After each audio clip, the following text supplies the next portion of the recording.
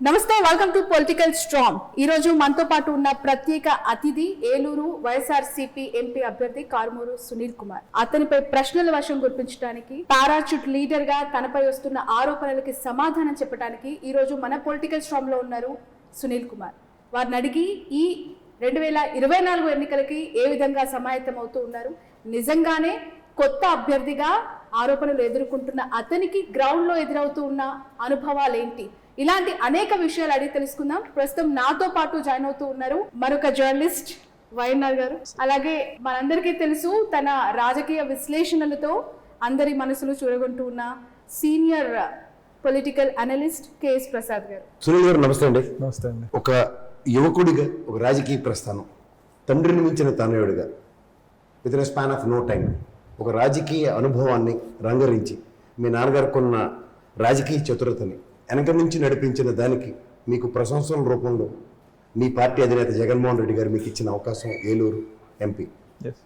మీకు భౌగోళిక స్థితిగతుల మీద పూర్తి అవగాహన ఉందన్న విషయం నాకు బాగా తెలుసు, ఎందుకంటే మీ నాన్నగారి సక్సెస్కి your the warrior. Apart from that మీరు గ్రౌండ్లో మీరు కలిదిరిగి పనిచేస్తుంది మీ నాన్నగారు జడ్పీ ఎలక్షన్స్ దగ్గర నుంచి నాకు తెలుసు. అండ్ ఈ ప్రస్థానంలో మీకు ఎదురవుతున్న అనుభవాల కన్నా మీకు అక్కడున్న స్థితిగతుల మీద ప్రతి విషయంలోనూ మీకు ప్రభావితం చేసే అంశాలతో మీరు ముందుకెళ్తున్న ఈ రాజకీయ క్షేత్రంలో ఇవాళ మిమ్మల్ని ఎదుర్కోవడానికి చాలా రోజులు నానా తెప్పలు పడి మీ సామాజిక వర్గ ప్రతినిధిని వాళ్ళు తీసుకొచ్చో పారాచూట్ తీసుకొచ్చి కూర్చోపెడితే అసలు ఏమీ తెలియని రాజకీయ అనుభవంలో అతను క్షేత్రస్థాయిలో వాళ్ళ నాన్నగారితో పనిచేసిన ఉదంతో అయితే నాకు తెలియదు. అండ్ మీరైతే మీ నాన్నగారితో రాజకీయాల్లో ముందుండి ఆయన్ని నడిపించడానికి వెనక మీరు పడ్డ శ్రమ, ఆయన ఎలక్షన్ సక్సెస్ నాకు తెలుసు.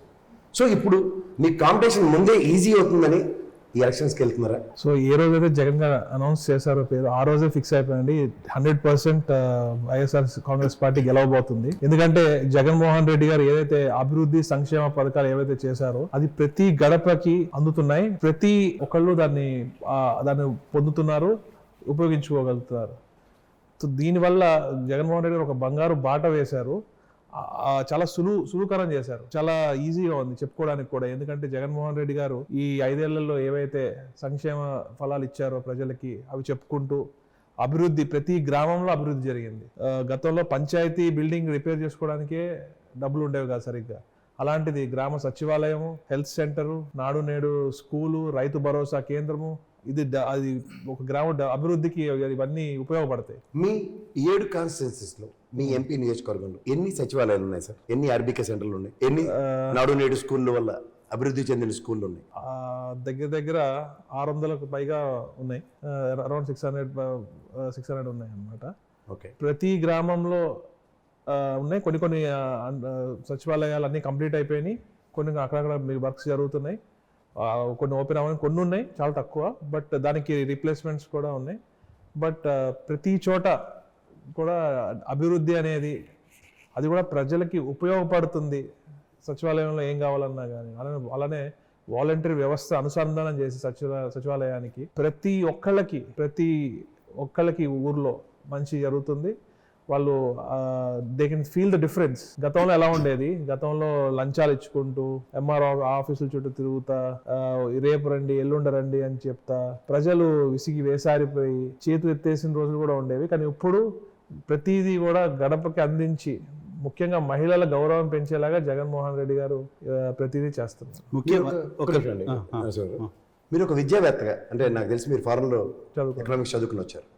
Business economics almost the same standards Nadu Nedu school పరివర్తనగాను అండ్ ఇంగ్లీష్ మీడియం స్కూల్స్ త్రూగా ఆ ఎన్హాన్స్మెంట్. ఎందుకంటే మీకు ఎంపీ ఎలక్షన్స్ కన్నా డిక్లేర్ చేయక మునిపే మీకు ఆల్రెడీ గ్రౌండ్లో క్షేత్రస్థాయిలో మీకు ఎదురైన అనుభవాల్లో ఒక మంచి అనుభవం ఒకటి చెప్పండి.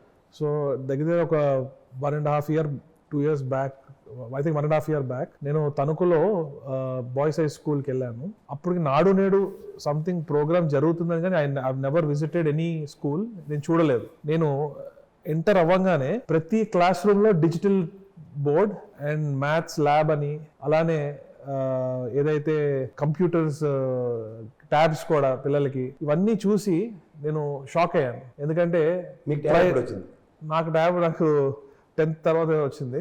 ఇప్పుడు 8th క్లాస్ పిల్లలకే ట్యాబ్ ఇచ్చి అందులో బైజూస్ యాప్తో నేను చూశాను పిల్లలు కూడా ఎంత ఆడుతూ పాడుతూ చదువుకుంటున్నారు వాళ్ళు. నేను కొంతమంది మ్యాథ్స్ ల్యాబ్కి వెళ్ళడం జరిగింది. వాళ్ళు నాకు కూడా అసలు కొన్ని అర్థం కాని కూడా ఎంత స్పీడ్ గా చేస్తున్నారు అంటే అది కూడా నేను షాక్ అయ్యాను. గతంలో ఆ స్కూల్ దుస్థితి చాలా నార్మల్ గా ఉండేది, కొంచెం పెయింట్ అలా ఉండేది. అలాంటిది దాన్ని రూపురేఖలే మార్చేసి మళ్ళీ పిల్లలతో నేను భోజనం చేయడం జరిగింది. ఎక్సలెంట్ ఫుడ్ ఆ రోజు, ఎగ్ కానివ్వండి, ఫ్రైడ్ రైస్, వెజ్ బిర్యానీ కానివ్వండి, చిక్కీ కానివ్వండి. అసలు అలాంటి ఆలోచన ఎందుకు ఈ దేశంలో ఏ ముఖ్యమంత్రికి ఇప్పుడు దాకా రాలేదు, జగన్మోహన్ రెడ్డి గారికి వచ్చింది. సో పిల్లలు ఎప్పుడైతే ఇవన్నీ పోషకాహారం కానివ్వండి ఇవన్నీ అందుతాయో అప్పుడే కదా రేపొద్దున వాళ్ళు కంపీట్ చేసి ప్రైవేట్ స్కూల్ పిల్లలతో కంపీట్ చేసి ముందుకెళ్ళగలుగుతారు. So I was very impress. నేను అసలు జగన్మోహన్ రెడ్డి గారికి అంటే ఎప్పుడు ఇష్టమే, కానీ నేను ఈ నాడు నేడు స్కూల్స్ చూసిన తర్వాత అది ఇంకొక 100 రెట్లు పెరిగింది. సునీల్ గారు, సరే మీరు తిరుగుతున్నారు కాబట్టి మీ పార్టీ ఉపన్యాసాలు ఎలాగో చెప్తూనే ఉంటారు, కానీ సిట్టింగ్ ఎంపీల్లో ఇద్దరికి YSR Congress party ticket reject చేసిందని పార్టీ మారారు. అవును. శ్రీకృష్ణ దేవరాయలు గారు కేవలం టికెట్ రాలేదని పార్టీ మారారు. మాగుంట శ్రీనివాసరెడ్డి గారు మాగుంట గారు డెకేడ్స్ టుగెదర్ పాలిటిక్స్ లో ఉన్నారు. వైసీపీలో టికెట్ దక్కడానికి వాళ్ళిద్దరికి లేని అర్హత ఏంటి? సునీల్ కుమార్ కు ఉన్న అర్హత ఏంటి? నేను ఎప్పుడు కూడా పార్టీని ఒక పార్టీ లేకపోతే ఎమ్మెల్యేలు కానీ ఎంపీ పదవులు కానీ ఇవేమీ లేవు. So party main. సో నేను ఎప్పుడు కూడా పార్టీ కోసం వాటి గురించి ఆలోచిస్తూ పార్టీకి ఏదైతే మంచి జరుగుతుందో అది ప్రజల్లోకి తణుకు వరకే కదా అప్పుడు నా పరిధి. సో తణుకులో ఎట్లా ఇంప్రూవ్ చేయాలి పార్టీని, రేపు పొద్దున మళ్ళీ ఎన్నికలు వచ్చినప్పుడు మనం ఎట్లా చేయాలి, దీని మీద వర్క్ చేస్తూ ఉండేవాడిని. ప్లస్ నేను ఇవన్నీ కూడా నేను కొన్ని డిస్కస్ చేస్తూ ఉండేవాడిని పార్టీ పెద్దలతో అక్కడంతా కూడా. సో ఎప్పుడు కూడా పార్టీ గురించే ఎక్కువ ఆలోచించేవాడిని. అలానే నాన్నగారు నెక్స్ట్ మళ్ళీ గెలవడానికి ఇంకా ఈజీగా ఉండాలి, మనం ఎక్కువ కష్టపడకుండా ముందే గ్రౌండ్ వర్క్ చేసుకోవాలి, ఇప్పుడు దీని గురించి ఎక్కువ ఆలోచిస్తూ ఉండేవాడిని. సో మేబీ అది ఆలోచన మరి అది జగన్మోహన్ రెడ్డి గారి దాకా వెళ్ళిందేమో. మరి నాకు ఈ ఆపర్చునిటీ మరి ఇవ్వడం, జగన్మోహన్ రెడ్డి గారు ఏం చూసి ఇచ్చారో జగన్మోహన్ రెడ్డి గారు మనకు చెప్పరు. ఓకే, మీరు అనుకుంటుంది ఇది, మీరు పార్టీ కోసం కష్టపడుతున్నారు కాబట్టి పార్టీ గురించి ఎప్పుడు ఆలోచిస్తూ ఉంటాను. మంచి జరగాలి, మన పార్టీ ఇంకా అందరికి ఇంకా ప్రజల్లోకి ఇంకా బాగా వెళ్ళాలి, ప్రజలకు తెలియాలి. ఎందుకంటే ఏ మాటకు ఆ మాట చెప్పుకోవాలి, తెలుగుదేశం పార్టీ ఏమి చేయకుండానే పబ్లిసిటీ పీక్స్ లో చేసుకుంటారు. కానీ వైసీపీ ఎన్ని చేసినా కూడా, ఇన్ని పథకాలు చేసినా కూడా, ఇన్ని అభివృద్ధి పనులు చేసినా కూడా ప్రజల్లోకి తీసుకెళ్లడంలో మేము కొంచెం తెలుగుదేశం పార్టీతో హానెస్ట్ గా చెప్పాను, తెలుగుదేశం పార్టీతో కంప్లీట్ జరిగిన స్థాయిలో వాళ్ళిద్దరికి లేదు, నాకు ఉందని చెప్పొచ్చు కదా. దట్ ఈస్ లాయల్టీ అని. లాయల్టీ కూడా అనేది అది అనేది దట్స్ డెఫినెట్లీ లాయల్టీ ఫ్యాక్టర్ కూడా ఉంటుంది. Definitely right. సునీల్ గారు, స్టార్టింగ్ మీరు మాట్లాడుతూ అన్నారు సంక్షేమ పథకాలు జగన్ గారు చేశారు, ఆ మంచే మాకు తిరిగి గెలిపిస్తుంది అని ఒక వర్డ్ యూజ్ చేశారు. నిజంగానే సంక్షేమ పథకాల పనితీరు 90% కంప్లీట్ చేశాం కాబట్టి అవే మాకు శ్రీరామ రక్షగా భావించి ప్రచారానికి వెళ్తున్నాను.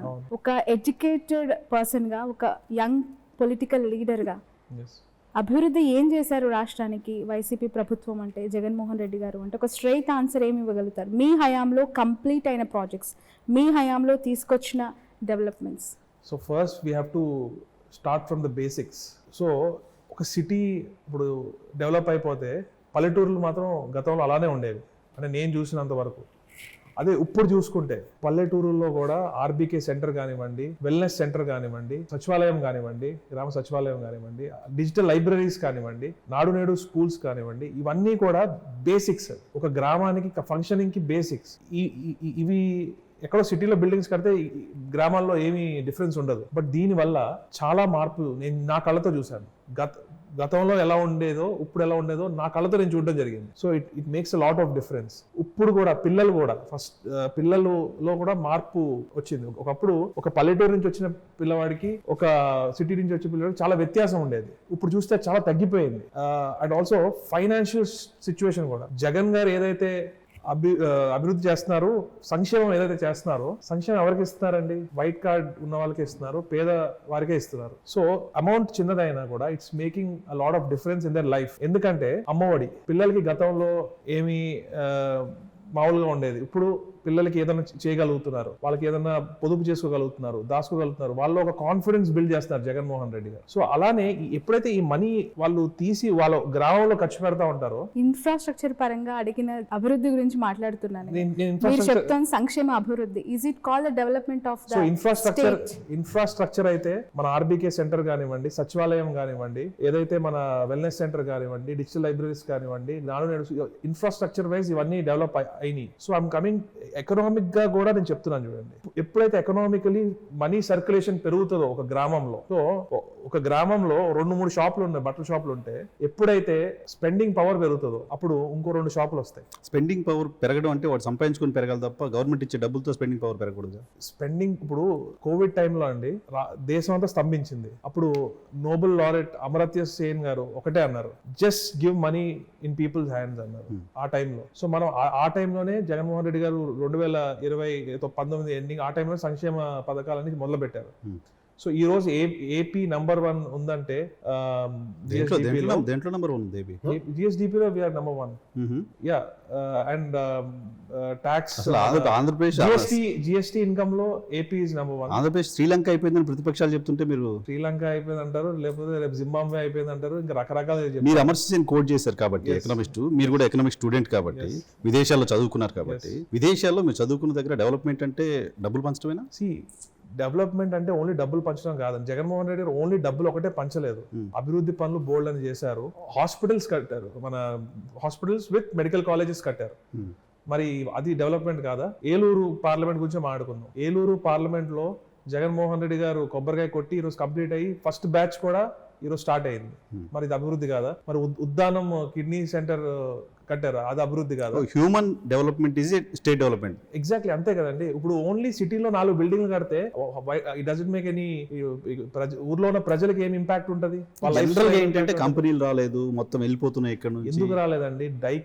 డైకిన్ కానివ్వండి, సెంచరీ ప్లై కానివ్వండి, ఈ రోజు మన యోకోహామా టైర్స్ కానివ్వండి, మన జేఎస్డబ్ల్యూ స్టీల్ ఫ్యాక్టరీ కానివ్వండి, ఇంకా చెప్పుకుంటూ పోతే లిస్ట్ చాంతాడంత లిస్ట్ ఉంది. ఇవన్నీ గ్రీన్కో ఇన్వెస్ట్మెంట్స్. ఇప్పుడు గ్రీన్కో చూసి అదానీ వారు కూడా సేమ్ అదే గ్రీన్ ఎనర్జీ పెట్టబోతున్నారు, రిలయన్స్ వాళ్ళు పెట్టబోతున్నారు. గ్రీన్కో ఎనర్జీ అని మీరు చెప్తోంది, ఎనర్జీ కంపెనీ అని మీరు చెప్తోంది. గ్రీన్కోకి 100 ఎకరాల భూములు దోచిపెట్టేశారు అనేది తెలుగుదేశం పార్టీ చేస్తున్నారు. వాళ్ళు ఏదైనా అలానే చెప్తారండి. గ్రీన్కో 100 ఎకరాలు తీసుకుని అందులో ఏమీ వ్యవసాయం చేయరు వాళ్ళు. అందులో వాళ్ళు గ్రీన్ ఎనర్జీకి సంబంధించినవే చేస్తారు కాబట్టి. రైట్. సునీల్ గారు పారాచూట్ లీడర్ అని, రాజకీయాలంటే అసలు అనుభవం లేదని మీ పైన ఎన్నో అలిగేషన్స్, ప్రతిపక్షం అంటే కొత్తగా వచ్చేసారు, సడన్ గా వచ్చి టికెట్ దక్కించేసుకున్నాడు అని చెప్పి in party out side of the party ఎన్నో కమెంట్స్ వచ్చాయి. దాన్ని ఎలా తీసుకుంటున్నారు? సో బేసికలీ అండి, నేను 15 years ఉన్నప్పటి నుంచి నేను రాజకీయాలు చూస్తానే ఉన్నాను. 2002 నుంచి మా ఫాదర్ రాజకీయాల్లోనే ఉన్నారు. ఇవన్నీ చూస్తానే పెరిగాను. నేను 2016 ఎలక్షన్కి తిరగడం జరిగింది. అంటే మీరు 2006 ఎలక్షన్ తిరగడం. మీరు చూస్తూనే ఉన్నారు, రాజకీయాలు చేస్తూనే ఉన్న వాళ్ళకి రాని అవకాశాలు మీకు ఎందుకు వచ్చినాయని చెప్పాను కదా. నేను పార్టీ అంటే మరి ఒక తల్లిలా భావించి పార్టీ కోసం పనిచేయడం. అండ్ సంవత్సరాలుగా కొంతమంది నాయకులు వాళ్ళ వారసుల్ని రాజకీయాల్లోకి తీసుకురావాలని చెప్పి అనేక ప్రయత్నాలు చేస్తున్నప్పటికీ కూడా జగన్మోహన్ రెడ్డి గారు ఏరి కోరి సడన్ గా మీ పేరు అనౌన్స్ చేయటం వెనుక ఏం మ్యాజిక్ జరిగింది? సో నేను ఎప్పుడు కల్లో కూడా అనుకోలేదు నాకు ఈ ఆపర్చునిటీ వస్తుందని. మీరే అనుకోలేదు, జగన్ గారు ఎందుకు అనుకున్నారు అనేది క్వశ్చన్. January 11th అనౌన్స్ అయింది. 10th రోజు నేను బయటకు వెళ్ళి కొంచెం తిరిగేసి వచ్చి టైర్డ్ అయ్యి వర్క్ పని మీద రిలాక్స్ అవుతుండగా ఫోన్ వచ్చింది. డాడీ ఫోన్ చేసి ఇట్లా ఆల్నాని గారు ఫోన్ చేసి అడిగారు, నో చెప్పొద్దు అంటున్నారు ఎంపీగా. మరి ఏంటంటే నేను ఒకటే చెప్పడం జరిగింది, జగన్మోహన్ రెడ్డి గారు మాకు కానీ మా కుటుంబం కానీ ఆయన ఒక దేవుళ్ళలాగా. సో ఇంకా ఆయనే అలా డిసిషన్ తీసుకున్నప్పుడు ఇంకా మనం ముందుకు వెళ్లాల్సిందే అని చెప్పి నేను ఒక 2 నిమిషాలు ఆలోచించి జగన్మోహన్ రెడ్డి ఎలా చెప్తే అలా అని చెప్పి ముందుకు వెళ్ళడం జరిగింది. అండ్ రాజకీయాలు అనేవి నేను ఎప్పుడు బ్యాక్ ఎండ్ లో ఉండి చూడడం కానీ చేయడం కానీ జరిగింది. బట్ జగన్మోహన్ రెడ్డి గారు ఇచ్చిన ఆపర్చునిటీ వల్ల ఈ రోజు ఒక యువకుడిని కాబట్టి నేను ముందుకెళ్ళి ఒక చేంజ్ తీసుకురావాలి, జగన్మోహన్ రెడ్డి గారికి నిలబడి మంచి రాజకీయాలు చేయాలి. ఎందుకంటే జగన్మోహన్ రెడ్డి గారు చేసే రాజకీయాలు నాకు చాలా అంటే చాలా, ఎందుకంటే ఈరోజు చూస్తుంటే నారా లోకేష్ గారు కానివ్వండి, పవన్ కళ్యాణ్ గారు కానివ్వండి, నారా లోకేష్ గారు ఏమంటారు, బట్టలు ఎప్పుడు తీసి కొడతాను అంటారు. పవన్ కళ్యాణ్ గారు ఏమంటారు, అతాపాదాలను తొక్కేస్తాను, మోకాళ్ళ మీద కూర్చోబెట్టి తొక్కుతాను, అది అని ఇష్టం వచ్చినట్టు మాట్లాడతారు. బట్ నేను ఒక చదువుకున్న యువకుడిగా అలాంటి పాలిటిక్స్ ని ఎంకరేజ్ చేయను. ఇప్పుడు దాకా నేను జగన్మోహన్ రెడ్డి గారిని అట్లా యువతని రెచ్చగొట్టి తప్పు దారిని పట్టించడానికి జగన్మోహన్ రెడ్డి గారు ఎప్పుడు ట్రై చేయలేదు, చేయబోరు కూడా. అవి క్లీన్ పాలిటిక్స్. సో నేను ఇవన్నీ చూసి నేను ఆకర్షితులై నేను ముందుకొచ్చి జగన్మోహన్ రెడ్డి గారితో ప్రయాణం చేయాలి, జగన్మోహన్ రెడ్డి గారికి వెన్నంటుండి నా సాయి శక్తిలో నేను జగన్మోహన్ రెడ్డి గారికి సపోర్ట్ చేయాలని చెప్పి నేను డిసైడ్ అయ్యి ముందుకెళ్తున్నాను. సునీల్ గారు, మీరు గోదావరి జిల్లాలకు సంబంధించిన పార్లమెంట్ కాన్స్టిట్యున్సీ, ఇట్లా పవన్ కళ్యాణ్ గారు, నారా లోకేష్ గారు పేరు తీశారు కాబట్టి, గోదావరి జిల్లాలో ఇప్పుడు ఎలక్షన్లో పోటీ చేయడం అంటే మా దగ్గర పొట్టేల దగ్గర ఏదో కట్టడం అంటారు, ఏమంటారు సార్? పొట్టేలు బంధాలు.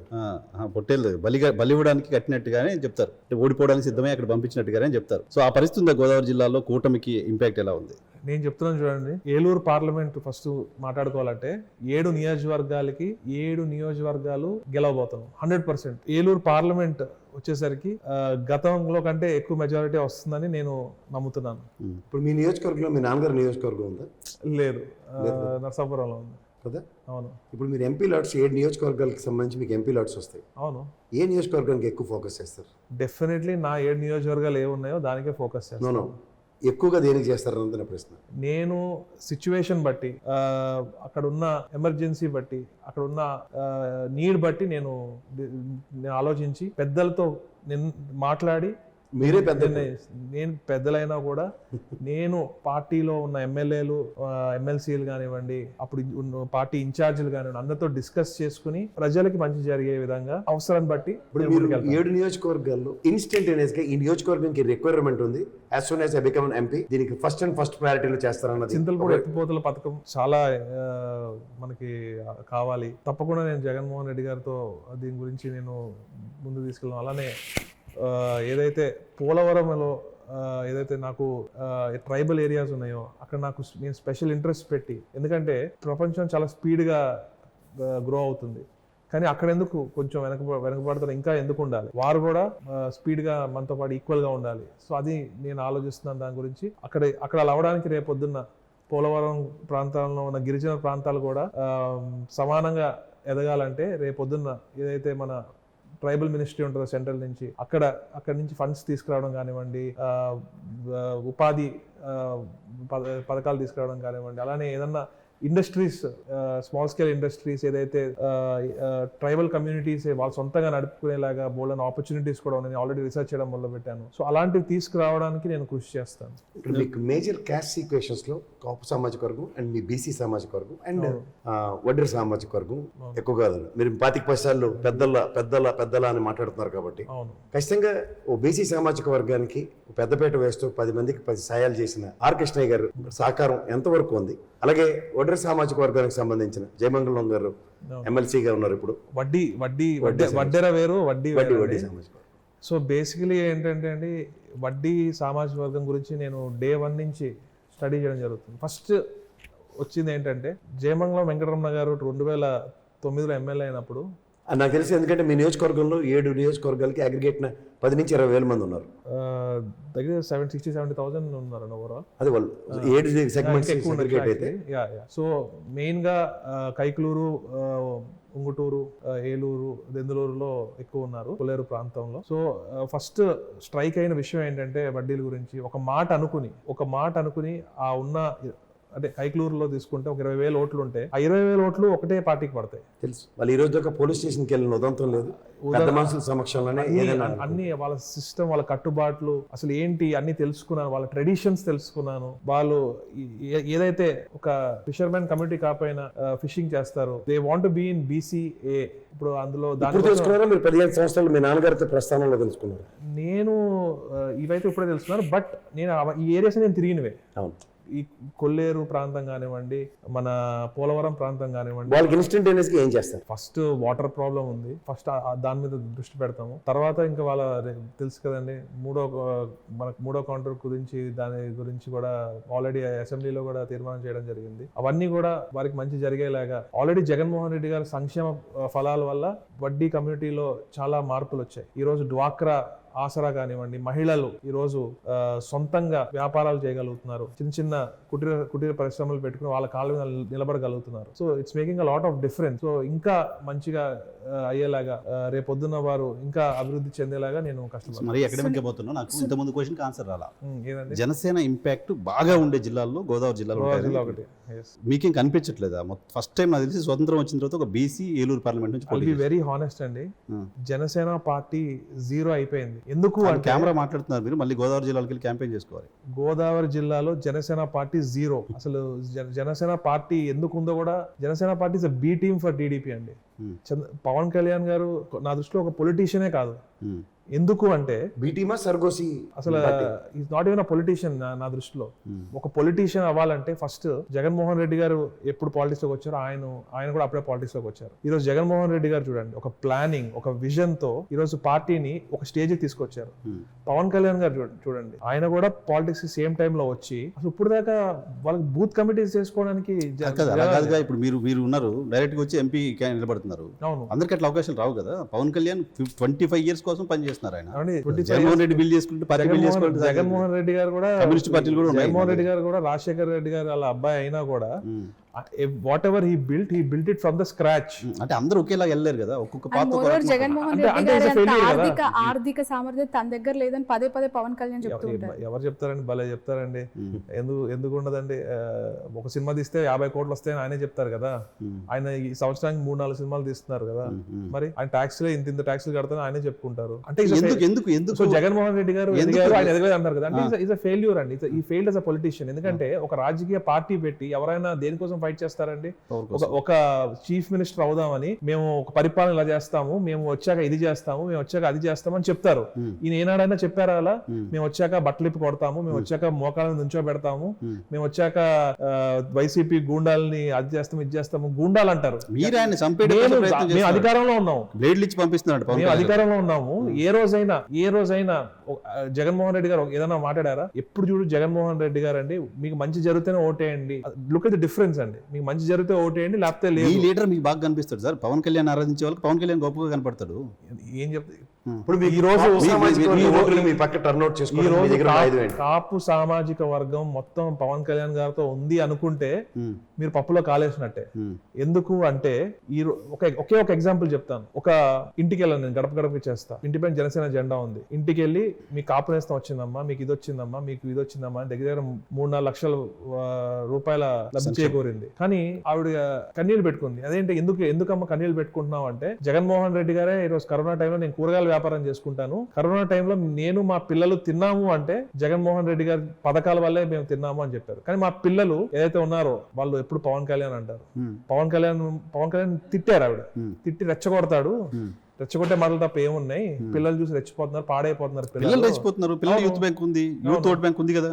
యూత్ ఓట్ బ్యాంక్ ఉంటే పిల్లలు టీడీపీ ఓట్ బ్యాంక్ యాడ్ అయితే కాదండి. ఈ రోజు జనసేన నుంచి రేపు గుండెగోళ్ళలో మా పార్టీలోకి పెద్ద ఎత్తున జనసేన నుంచి జాయిన్ అవబోతున్నారు. అవుతారు సార్ మీ దగ్గర. ఎందుకు అవుతున్నారు? యువత జాయిన్ అవుతున్నారు. ఎందుకు అవుతున్నారు? They are realizing Pawan Kalyan యువతని జస్ట్ అలా వాడుకుని తీసుకెళ్లి టీడీపీ వాళ్ళ కాళ్ళ దగ్గర పడేద్దాం అని చెప్పి ట్రై చేస్తున్నారు అని చెప్పి యువతకు అర్థమవుతుంది.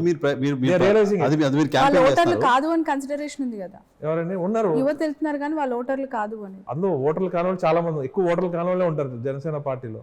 కానీ ఏదైతే యువత ఉన్నారో దే ఆల్సో రియలైజింగ్ అండి. ఎందుకంటే వాళ్ళకు కూడా ఒక లీడర్ని చూసి మా లీడర్ కూడా మంచి పొజిషన్కి వెళ్ళాలి, గ్రో అవ్వాలి, ముఖ్యమంత్రి అవ్వాలి, సీఎం ఎక్కడికి వెళ్ళినా గొంతు చించుకుని సీఎం అరుస్తారు. ఆయన ఏమో సీఎం వద్దు, నాకు చంద్రబాబు నాయుడు సీఎం చేయాలి అని చెప్పి ఆయన అంటారు.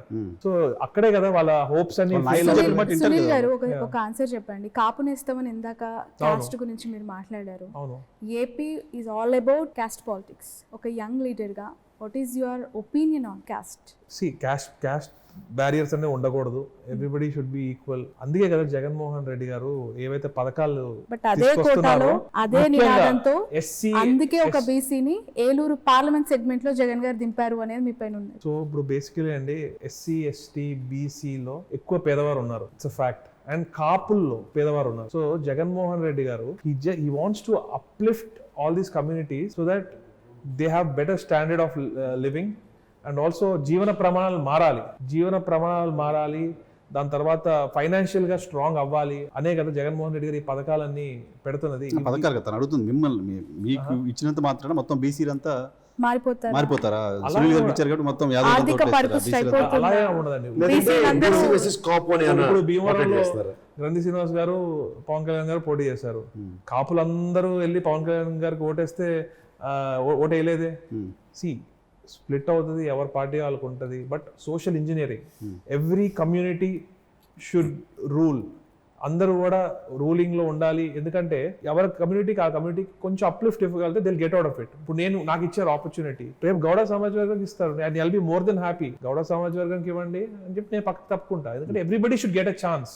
That's what I believe in, and that's what Jaganmohan Reddy గారు కూడా ఇప్పుడు చూడండి నరసాపురం పార్లమెంట్ చూసుకోండి, ఎప్పుడు కూడా అక్కడ కేవలం మన రాజులు ఎక్కువ పదవి అనుభవించారు. కానీ ఈ రోజు ఒక శెట్టిబల్జి సామాజిక వర్గానికి చెందిన ఉమాబాల గారిని తీసుకొచ్చారు.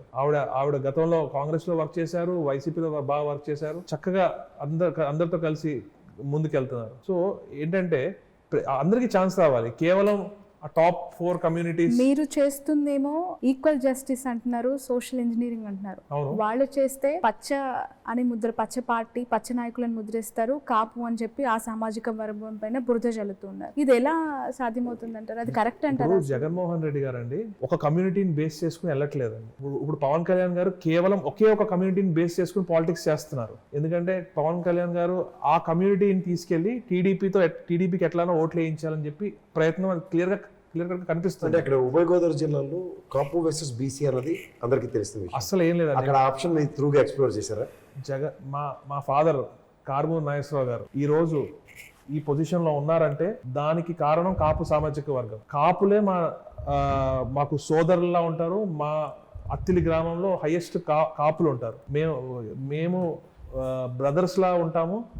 మా డాడీని ముందుకు నడిపించింది కాపు నాయకులే. కాబట్టి కాపులందరూ కూడా ఒకటే సైడ్ ఉంటారు అన్నది అది కరెక్ట్ కాదు. ఈ రోజు ఏ సామాజిక వర్గం తీసుకున్నా జగన్మోహన్ రెడ్డి గారు అందరికీ న్యాయం చేయాలి, సమన్యాయం చేయాలని చూస్తున్నారు. కానీ ఇతర పార్టీలు చూస్తే ఒక ఎగ్జాంపుల్ చెప్తాను. టీడీపీ గోరుముచ్చు గోపాల్ యాదవ్ గారు రీసెంట్ గా మా పార్టీలో జాయిన్ అయ్యారు. 1 year నుంచి విపరీతంగా డబ్బులు ఖర్చు పెట్టి 3.5 కోట్లు ఖర్చు పెట్టి నంద్యాలలో బస్సులో కూర్చోబెట్టి సర్వం నువ్వే చేయాలని కూడా చెప్పి మీకు ఎంపీ టికెట్ కన్ఫర్మ్ అని చెప్పారా? ఆయన అన్ని వర్కౌట్ చేసుకుంటా, ఆయన తిరుగుతా, ఆయన డబ్బులు ఖర్చు పెట్టుకుని ఇంత చేశాక కనీసం పిలిచి కూర్చోబెట్టి టికెట్ మీకు ఇవ్వలేకపోతున్నాం, కొన్ని ప్రాబ్లమ్స్ వల్ల వేరే వాళ్ళని తీసుకొస్తున్నాం అని చెప్పి ఒక ఎక్స్ప్లెనేషన్ కూడా ఇవ్వలేదు. అలా పక్కన పడేసి వేరే వాళ్ళని తెచ్చుకున్నారు, సూట్ కేసులతో వచ్చిన వాళ్ళు. అదే ఆళ్లపాటి రాజా గారు ఉన్నారు, ఆయన్ని కూర్చోబెట్టారు. దేవినేని ఉమా గారు ఉన్నారు, ఆయన్ని కూర్చోబెట్టారు. గన్ని వీరాంజనేయులు గారు ఉన్నారు, ఆయన్ని కూర్చోబెట్టి సెటిల్ చేశారు. ఎందుకు? గోరుముచ్చు గోపాల్ యాదవ్ గారిని కూర్చోబెట్టి ఈసారి మీరు తీసుకెళ్ళి చిరంజీవి గారిని కూడా కూర్చోబెట్టారు. ఎవరు? మంగళగిరి నియోజకవర్గం. చెప్తున్న పర్పస్ అంటే కొంతమందికి ఏమో పిలిచి కూర్చొని ఎక్స్ప్లెనేషన్ ఇస్తున్నారు, కనీసం ఎక్స్ప్లెనేషన్ కూడా ఇవ్వలేదు. ఎవరైతే వారి సామాజిక ఎక్స్ప్లెనేషన్ ఇచ్చారా మీ పార్టీ తరఫున? ఆర్కే గారి మీద నిలబడిన వ్యక్తి ఇచ్చారో లేదో మన చిరంజీవి బయటకు చెప్తే తెలుసు. రైట్ సునీల్ గారు, నెక్స్ట్ క్వశ్చన్. కమ్మ సామాజిక వర్గ ప్రాబల్యం ఎక్కువగా ఉన్న ఏలూరు పార్లమెంట్ సెగ్మెంట్ లో మిమ్మల్ని బీసీ క్యాండిడేట్ గా జగన్మోహన్ రెడ్డి గారు బరిలోకి దించారు. అదే ఈక్వేషన్ తో కూటమి అభ్యర్థిగా మహేష్ యాదవ్ గారు కూడా బరిలో ఉన్నారు. మోరోవర్ అటు సైడ్ 1000 కోట్ల ఆర్థిక సామ్రాజ్యం ఉన్న వ్యక్తి. అతను ఎలా ఎదుర్కోబోతున్నారు? ఈ ఈక్వేషన్ ఎలా సెట్ అవుతుంది? ఆయన దగ్గర ఉన్న సూట్ కేసు మీ దగ్గర కూడా ఉన్నాయా? నా దగ్గర అసలు ఏ సూట్ కేసు లేదండి, ఒక్క సూట్ కేసు కూడా లేదు నా దగ్గర. కేవలం జగన్మోహన్ రెడ్డి గారు ఇచ్చిన ప్రోత్సాహం కానివ్వండి, వైఎస్ఆర్ కాంగ్రెస్ పార్టీ చేసిన పథకాలు, అభివృద్ధి, మంచి ఇవే ఉన్నాయి తప్ప నా వెనకాల ఇంకా ఏ బలము లేదు. ఇప్పుడు మీరు ఇద్దరు ఒకే సామాజిక వర్గం కదా, ఓట్ స్ప్లిట్ అయ్యే ఛాన్స్ ఉందా? అవుతే అవ్వచ్చు, ఎవరికి తెలుసు. కాకపోతే స్థానికతను ఎంతవరకు మీరు జస్టిఫై చేస్తారు, ఆయన ఎంతవరకు justify చేయగలరు? నేను మా 4 fathers నుంచి వచ్చిన ప్రాపర్టీస్ వచ్చేసి మొయ్యేరు డివిజన్ లో ఉన్నాయి. మొయ్యేరు డివిజన్ ఉంగుటూరు కాన్స్టిట్యున్సీలో ఉంది, ఏలూరు పార్లమెంట్ లో ఉంది. సో అది నేను లోకలా నాన్ లోకలా అది మీరే డిసైడ్ చేయొచ్చు. ఇప్పుడు ఎవరైతే కొత్తగా వచ్చారో కడప, మైదుకూరు, అటు ఈస్ట్ గోదావరి అల్లుడు, మరి ఆయనకైతే నేను ఈ గోదావరి జిల్లాలో తిరిగిన వాడిని. చిన్నప్పటి నుంచి నేను ఏలూరులో నిక్కర్లు వేసుకుని తిరిగేవాడిని. అంత ఇదిగా తెలుసు నాకు, ఎందుకంటే జడ్పీ చైర్మన్ గా ఉండగా మా నాన్నగారు ఏలూరులో ఉండేవాళ్ళు. అప్పుడు రెగ్యులర్ గా రావడం, ఆయనతో కలిసి తిరగడము, ఆ ఏరియా హాలిడేస్ వస్తే అంతా తిరగడం అంతా అలవాటు. వెస్ట్ గోదావరికి ఒక కల్చర్ ఉంది, ఒక ట్రెడిషన్స్ ఉన్నాయి, అవన్నీ కూడా ఒక యాక్సెంట్, యాస, భాష మాకు అంతా కూడా ఒక ఇట్స్ ఆల్ డిఫరెంట్. అండ్ అంటే మీ గోదావరి జిల్లాలో పెద్ద ప్రాబ్లం ఏంటంటే అతిథి మర్యాదలు ఎక్కువ చేస్తారు. రకరకాల ప్రాంతాల నుంచి వచ్చి మాతో స్పెండ్ చేయాలి, మా ఆతిథ్యం స్వీకరించాలి అని చెప్పి చాలా మంది ఫ్రెండ్స్ కూడా అడుగుతా ఉంటారు, వస్తూ ఉంటారు. ఎందుకంటే మాకు కల్చర్ ఉంది కాబట్టి. ఇప్పుడు వచ్చిన సుధాకర్ యాదవ్ గారు అతిథి ఎక్కువ చేస్తారని అతిథులకి ఫుల్ గా మర్యాద చేస్తామండి, ఫుల్ గా మర్యాద చేసి పంపిస్తాము. మర్యాదగా ఓట్లేరా? మర్యాద చేసి పంపించేస్తాము. Right, continuation. ఏం అర్థం చేసుకున్నారు భౌగోళికంగా ఏలూరు పార్లమెంట్ సెగ్మెంట్ ని ఏ విధంగా అర్థం చేసుకున్నారు? అక్కడ ఉన్న కాన్ఫ్లిక్ట్స్ ఏం గుర్తించారు? Eluru parliament is very diverse అండి. అప్ నార్త్ ట్రైబల్ కమ్యూనిటీ, మన కొండారెడ్డిస్, Koya community, down south Kaikaluru, ఇక్కడ మన కొల్లేరు ప్రాంతం, దెందులూరు, ముటూరు చూస్తే వడ్డీ కమ్యూనిటీ చాలా డైవర్స్ గా ఉంటది. బీసీ, ఎస్సీ, ఎస్టీ, మైనారిటీస్ కూడా దగ్గర 70,000 ఓట్ల దాకా మైనారిటీస్ కూడా ఉన్నారు. ఒక మినీ ఆంధ్రప్రదేశ్ అని చెప్పొచ్చు ఏలూరు పార్లమెంట్. సో ప్రతి ఒక్కరిని కూడా కలుపుకుంటూ అందరికీ మంచి చేసుకుంటూ ముందుకెళ్ళాలని చెప్పి నేను. మీరు అన్నారు నిక్కర్ నుంచి లీడర్ గా ఏలూరులోనే నా బాల్యం అంతా గడిచిపోయింది అని చెప్పి. You are looking very soft and kind hearted person, చూడడానికి వెల్ ఎడ్యుకేటెడ్. ఈ రగ్గడ్ పాలిటిక్స్, ఈ మాస్ పాలిటిక్స్ ఏ విధంగా సెట్ అవుతాయి అనుకున్నారు మీకు? పాలిటిక్స్ చూస్తా ఉంటే చాలా సార్లు చిరాకు వచ్చేదండి, లిటరలీ చెప్పాలంటే. ఇప్పటికి ఆ ఫీలింగ్ ఉందా?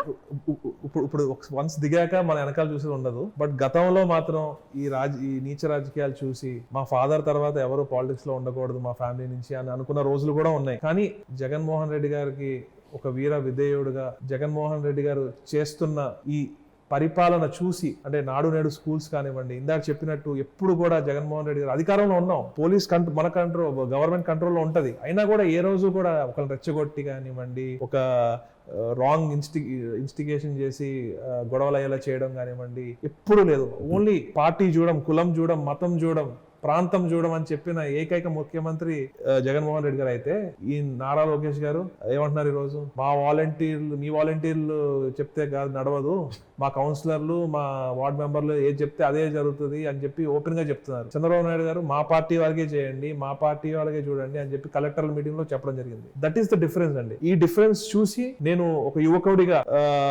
జగన్మోహన్ రెడ్డి గారు చేస్తున్న క్లీన్ పాలిటిక్స్ చూసి నేను ముందుకు రావడం జరిగింది. మీరు చాలా సాఫ్ట్ అంటున్నారు కదా. నేను సాఫ్ట్ అని మీరు అనుకోవచ్చు, కానీ నాకు దెందులూరు నియోజకవర్గం మీ పరిధిలోకి వస్తుంది. అవును. అక్కడ some sort of rugged politics will take place. Yeah, extremely rugged politics. So how confident you are? And contest చేశారు కదా నాగేశ్వర గారు ఇంతకుముందు.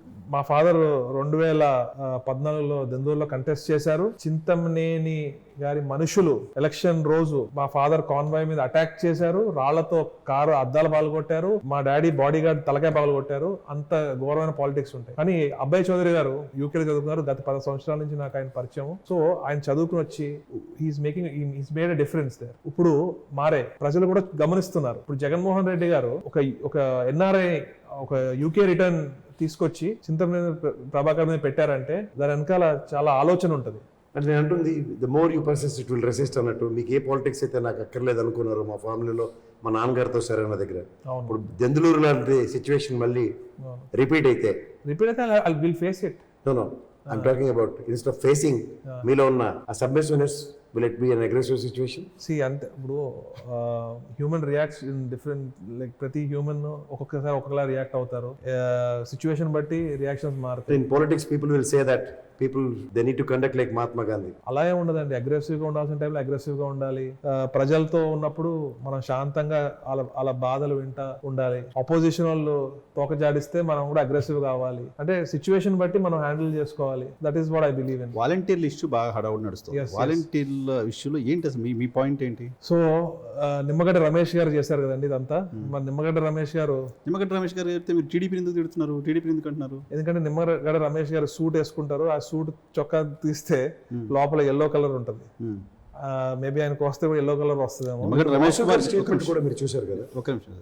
నిమ్మగడ్డ రమేష్ కుమార్ ఎల్లో షర్ట్ వేసుకుంటాడేమో, పైన కోట్ వేసి కవర్ చేస్తారేమో, కానీ ఎలక్షన్ కమిషన్ వేసుకోదు కదా. బట్ డెసిషన్ తీసుకుంది ఎలక్షన్ అంతా కూడా చేసి ఇన్స్టిగేట్ చేసింది, దీన్ని అడ్డుకున్నది, పోరాడి వాళ్ళు ఏదో పెద్ద గొప్ప విజయం సాధించారు అనుకున్నది వాళ్ళే. కాబట్టి ఏమన్నా అయినా నామ్స్ ప్రకారమే కదా, చట్ట ప్రకారమే కదా ఎలక్షన్ కమిషన్ యాక్ట్ చేస్తుంది. అవును, చట్ట ప్రకారమే కదా వాలంటీర్లు దూరంగా పెట్టి. ఎలక్షన్ కమిషన్ చట్ట ప్రకారంగానే ఆలోచిస్తుంది. కానీ ఒక హ్యూమానిటీ గ్రౌండ్స్ లో ఆలోచించకుండా అలాంటి పిటిషన్ వేసింది మరి వారే కదా. సో ఎలక్షన్ టైం సార్, ఎందుకన్నా ముందు చాలా పిటిషన్లు వేసాడు కదా. అందరూ వేస్తూనే ఉంటారండి, కానీ ప్రజలకి అసౌకర్యం కలిగే పిటిషన్ వేయాల్సిన అవసరం ఏముందండి? ఈ రోజు కలిగించారని ఆరోపిస్తున్నది వైసీపీ అని టీడీపీ అంటోంది. డెఫినెట్లీ టీడీపీ మీద బురద జల్లుతుందని వైసీపీ వాళ్ళ మేధావుల టార్గెట్ ముసుగులో చేస్తుంది. టీడీపీ మేధావుల డబ్బులు అయిపోవడంతో డబ్బుల బయట పెట్టకుండా చేస్తున్న డ్రామాగా పెన్షన్ డబ్బులు లేక మీరు ఆడుతున్న డ్రామా అని వైసీపీ ఇప్పుడు ఒక విషయం అండి. సీఎం గారు ఉన్నారు, ఈ రోజు ఎలక్షన్ కమిషన్ ఎంటర్ అయ్యింది. ఇప్పుడు ఎలక్షన్ కోడ్ నడుస్తుంది. సిఎస్లు ఉంటారు, ఆఫీసర్స్ ఉంటారు, ఐఏఎస్ ఆఫీసర్ ఉంటారు, కలెక్టర్లు ఉంటారు. ఎలా అనుకుంటారండి రాష్ట్రంలో డబ్బులు లేకుండా డబ్బులు ఇవ్వకపోయిన పరిస్థితి ఎందుకు వస్తుంది అంటారు? నా point economics person state revenues ఏ విధంగా వస్తాయో వీళ్ళు చెప్తున్న దానికి కౌంటర్ ఇచ్చే పద్ధతిలో మీరు ఏమైనా చెప్పగలరా? ఇప్పుడు డెఫినెట్లీ వాళ్ళు ఫస్ట్ ఆఫ్ ఆల్ టీడీపీ వాళ్ళ మానసిక పరిస్థితి బాగాలేదండి. వాళ్ళని డిఫెండ్ చేసుకోవడానికి వాళ్ళు ఏదో ఒక టాపిక్ తీసుకొస్తారు, డబ్బులు లేవని. మరి ఈ రోజు స్టార్ట్ చేశారు కదండి మరి ఇవ్వడం సచివాలయాల్లో. మరి డబ్బులు కాదు, అవి చిత్తు కాగితాలు ఇస్తున్నారా? కాదు కదా. వాళ్ళు టీడీపీ వాళ్ళు ఏవో చెప్తా ఉంటారండి. ఎలక్షన్ కమిషన్ చెప్పిన తర్వాత, వాళ్ళతో యుద్ధం చెప్పిన తర్వాత గవర్నమెంట్ గా ఏం చేయాలి? ఆల్టర్నేట్ మెకానిజంలో ఇంతకుముందు మీరు ఎలా ఇచ్చారో అలా ఇవ్వడానికి ప్రయత్నం చేయాలి. ప్రయత్నాన్ని వదిలేసి మీరు టీడీపీ పైన విమర్శలు చేస్తూ దాన్ని పొలిటికల్ మైలేజ్ తీసుకునే ప్రయత్నం చేస్తున్నారు. కాదండి, మేబీ మీరు అది ఎక్కువ జరుగుతుంది కాబట్టి ప్రజల్లో ఒక రెవల్యూషన్ వచ్చింది కాబట్టి అది మీకు ఎక్కువ కనిపిస్తుంది. ఆల్రెడీ వైఎస్ఆర్ కాంగ్రెస్ పార్టీ తరఫు నుంచి ఈసీకి ఆల్రెడీ ప్రపోజల్ పంపించడం జరిగింది. కేవలం అవ్వాతాతలకి వికలాంగులకి మాత్రం డైరెక్ట్ గా వాలంటీర్ వ్యవస్థతో కానివ్వండి, లేకపోతే ఎంప్లాయీస్ తో కానివ్వండి, ఇమీడియట్ గా అందేలా చూడండి, అందేలా చేయండి అన్నట్టుగా మరి వైఎస్ఆర్ కాంగ్రెస్ పార్టీ కూడా కోరడం జరిగింది మరి election commission. I don't think so. Election ఒక సింపతి మైండ్ గేమ్ ప్లే చేసిందా వైసీపీ? సింపతి మైండ్ గేమ్ ఎలా వద్దని ఇట్స్ ఫ్యాక్ట్ కదండి. ఇప్పుడు ఈ రోజు స్టేట్ లో డబ్బులు లేవన్న దానికి కౌంటర్ ఏంటి చెప్పండి? ఈ రోజు పంచుతున్నారు కదా, ఈ రోజు పంచుతున్నారు కదా. కావాల్సిన సింపతి 2 రోజుల్లో క్రియేట్ చేసుకోవాలి. అగ్రిగేట్ 350 to 370 crores గ్యారంటీగా వస్తుంది స్టేట్ కి పర్ డే. అండ్ మనకి RBI bonds every Tuesday, second Tuesday మనకి బాండ్స్ వేలం వస్తుంది. సో ఈ అకౌంట్ మీ దగ్గర క్లియర్ గా ఉన్నప్పుడు 10 days accumulation is nothing but 3,500 crores. And 4,000 crores anyway RBI bonds వస్తాయి సెకండ్. ఈ 7,500 crores లో you can address the salary and this thing. ఈ కౌంటర్ ఎందుకు రావట్లేదు? అన్ని వారు ఏదో దుష్ప్రచారం చేస్తున్నారు, బట్ మేము ఫ్యాక్ట్స్ చూపిస్తున్నాము. First say for instance they said very clearly that financial ability is zero. ఎందుకంటే 100 crores కూడా లేవు వీళ్ళ దగ్గర అన్నది మీ 2019 ప్రస్తారం.